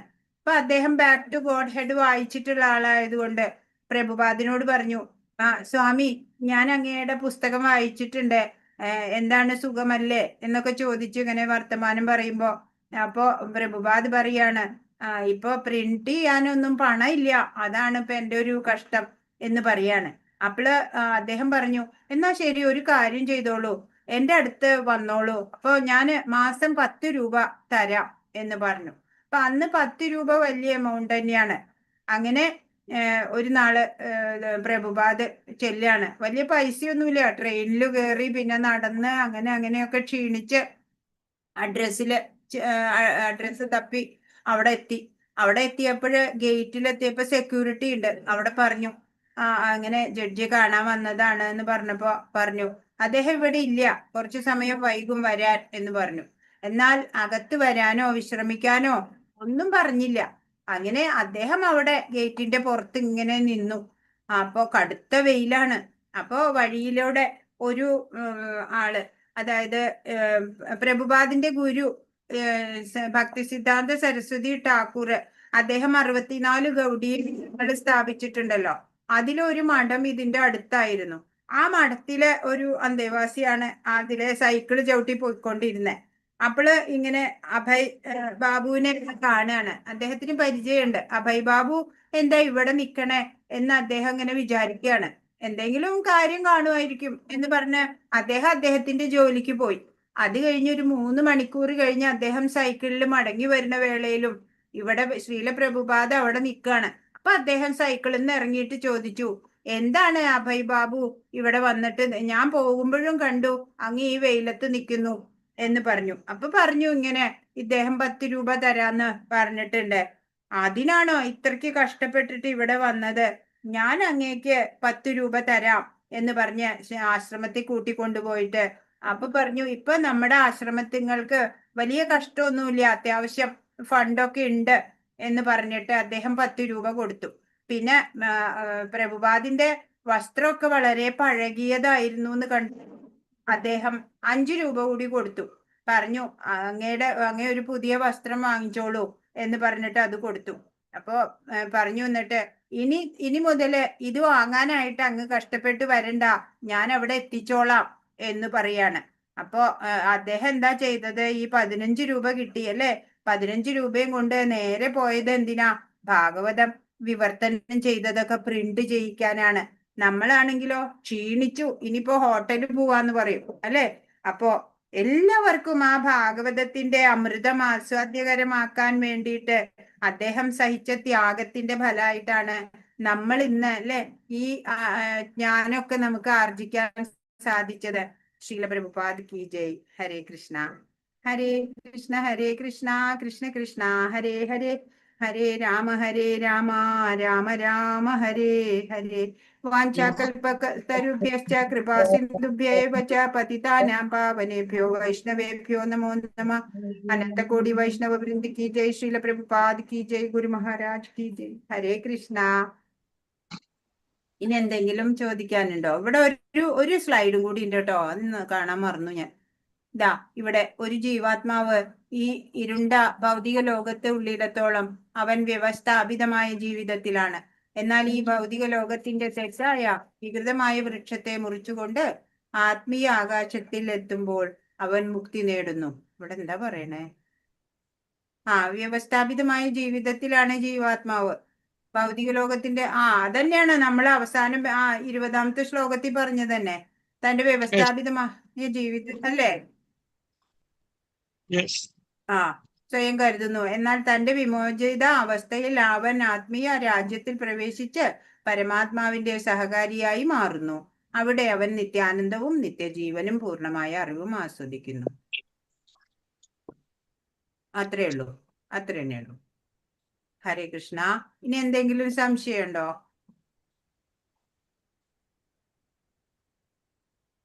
എന്തെങ്കിലും സംശയം? മാതാജി, വല്ലഭി മാതാജി, എന്തെങ്കിലും സംശയമുണ്ടോ? ഇല്ല മാതാജി, നല്ല ക്ലിയർ ആയിട്ട് മനസ്സിലാക്കി തന്നു. താങ്ക് യു മാതാജി. ഹരേ കൃഷ്ണ. എല്ലാ പ്രഭുക്കന്മാരും നമ്മളോട് കുറേശ്ശെ സാരാംശം പറഞ്ഞപ്പോ നമുക്ക് ഒന്നും കൂടി ക്ലിയർ ആയി അല്ലേ? ഹരേ കൃഷ്ണ. അപ്പൊ 15ാം അധ്യായം ഏറ്റവും ശ്രേഷ്ഠതമമായിട്ടുള്ള നല്ല അധ്യായം തന്നെയായിരുന്നു. ഇനി നമ്മള് ദേവാസുര ഭാവങ്ങൾ. ഇതൊന്നും 16 അത്ര ടഫ് അല്ല അല്ലെ? നല്ല ഈസി ആയിട്ട് പഠിച്ചെടുക്കാവുന്നതേ ഉള്ളൂ.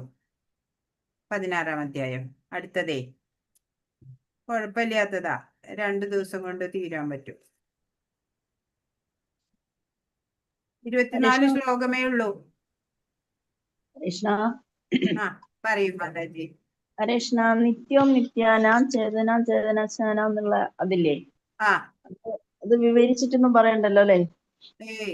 അത് നമുക്ക് സംസ്കൃതം ഒന്നും നമ്മൾ പഠിച്ചിട്ടില്ലല്ലോ.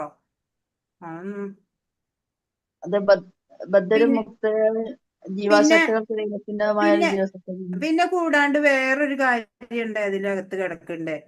അതായത് അചിന്ത്യ ഭേദാഭേദം എന്നുള്ള ഒരു സങ്കല്പം അവിടെ കിടപ്പുണ്ട്. അതിനെ പറ്റി ആരാ ഒന്ന് പറയാ? ശരിക്കും കമന്റ് ചെയ്യാ. പറയാൻ പറ്റുമോ? അചിന്ത്യ ഭേദാഭേദം പറയാൻ പറ്റുമോ ആർക്കെങ്കിലും? പറയൂ മാതാജി. ജീവാത്മാവും പരമാത്മാവും ക്വാളിറ്റിയില് ഭഗവാന് തുല്യാണ്, പക്ഷെ ക്വാണ്ടിറ്റിയിലല്ല. ആ തത്വം മാതാജി, അചിന്ത്യ ഭേദത്വം. നമ്മളെല്ലാണ്. നമ്മള് അന്ന് മാതാജി പറഞ്ഞ എക്സാമ്പിൾ പോലെ ഒരു സമുദ്രം ഭഗവാനാണെങ്കിൽ അതിലൊരു ഡ്രോപ്പാണ് ജീവസത്ത.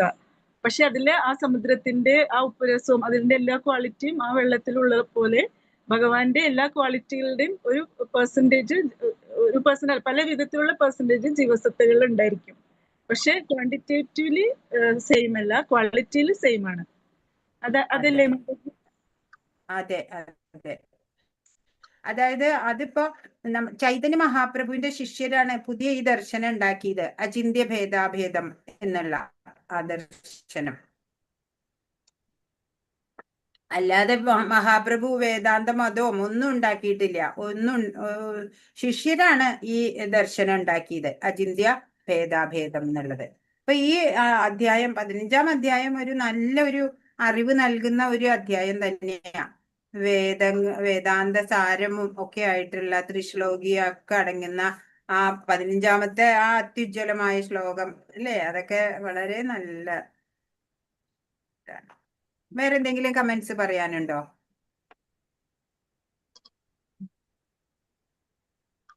ഹരേ കൃഷ്ണ. മാതാജി, അത് മനസ്സിലാക്കുന്നത് ഇങ്ങനെയല്ലേ? കാരണം നമ്മള് എനിക്ക് ശരിക്കും അറിയില്ലെങ്കിൽ ഞാൻ ഇപ്പൊ പറഞ്ഞ മനസ്സിലാക്കിയതാ പറയുന്നത്. ഭഗവാൻ ജീവിതത്തിൽ തമ്മിൽ ഭേദമുണ്ട്, എന്നാൽ അഭേദവുമാണ്. ഭേദം എന്ന് പറഞ്ഞാല് രണ്ടും ഗുണത്തിൽ ഒന്നാണെന്നുള്ളതാണ്. അല്ലല്ല, ഗുണത്തിൽ ഒന്നുള്ളതല്ല, വലിപ്പത്തില് പിന്നെ വ്യത്യാസമുണ്ട്. ഭഗവാൻ വിഭുവും ജീവസത്തകള് അണുവുമാണ്. അതാണ് ഭേദം. എന്നാ അഭേദമുണ്ട്, എന്താണ്? ഗുണത്തില് രണ്ടും ഒരുപോലെയാണ്, സെയിം ആണ്, ക്വാളിറ്റി സെയിം ആണ്. ശരിക്കും അത് മനസ്സിലാക്കിയതിന് നമുക്ക് ആ ചിന്തഭേദ ഞാനും ഒരുപാട് കാലം ഇത് മനസ്സിലാവാതെ പലരോടും ചോദിച്ചിട്ട് ശരി ക്ലിയർ ആയിട്ടായിരുന്നു. ഇപ്പൊ കുറച്ചു കാലം കൊണ്ടാണ് ഇപ്പൊ ഇത് പറഞ്ഞ് ഈ ഭക്തിശാസ്ത്രീയൊക്കെ വന്നപ്പോൾ അത് ക്ലിയർ ആയി കിട്ടിയത്. അതല്ലെങ്കിലും ഡിസ്കസ് ചെയ്താലേ പ്രഭു നമുക്ക് കൂടുതൽ അറിയാൻ പറ്റുള്ളൂ. അപ്പൊ അതില് ഇപ്പൊ ഒരാള് പറയണേല് മറ്റുള്ളവര് ആഡ് ഓൺ ചെയ്തു പോകുമ്പോ നമുക്ക് കൂടുതൽ മനസ്സിലാവും. ഇപ്പൊ അടുത്തായിട്ടാണ് മനസ്സിലായത്. വേദമാതാജിയും ക്ലാസ് ഇതിനെപ്പറ്റി നേരത്തെ എനിക്ക് തോന്നുന്നു ഏതോ ഒരു സെക്ഷൻ ഇതിനെപ്പറ്റി പറഞ്ഞു വെച്ചിട്ടുണ്ട്. അപ്പോ ഇപ്പോഴൊക്കെയാണ് മനസ്സിലായത്. അത് അത്ര വലിയൊരു കാര്യം ആയിട്ടല്ല, നമ്മളത് ആ പേര് കേൾക്കുമ്പോൾ ഞെട്ടിപ്പോകുന്നതാണ്. അതെ അല്ലാതെ അതെ. ഹരേ കൃഷ്ണ വന്നു. ഹരേ കൃഷ്ണ. അപ്പൊ എല്ലാവർക്കും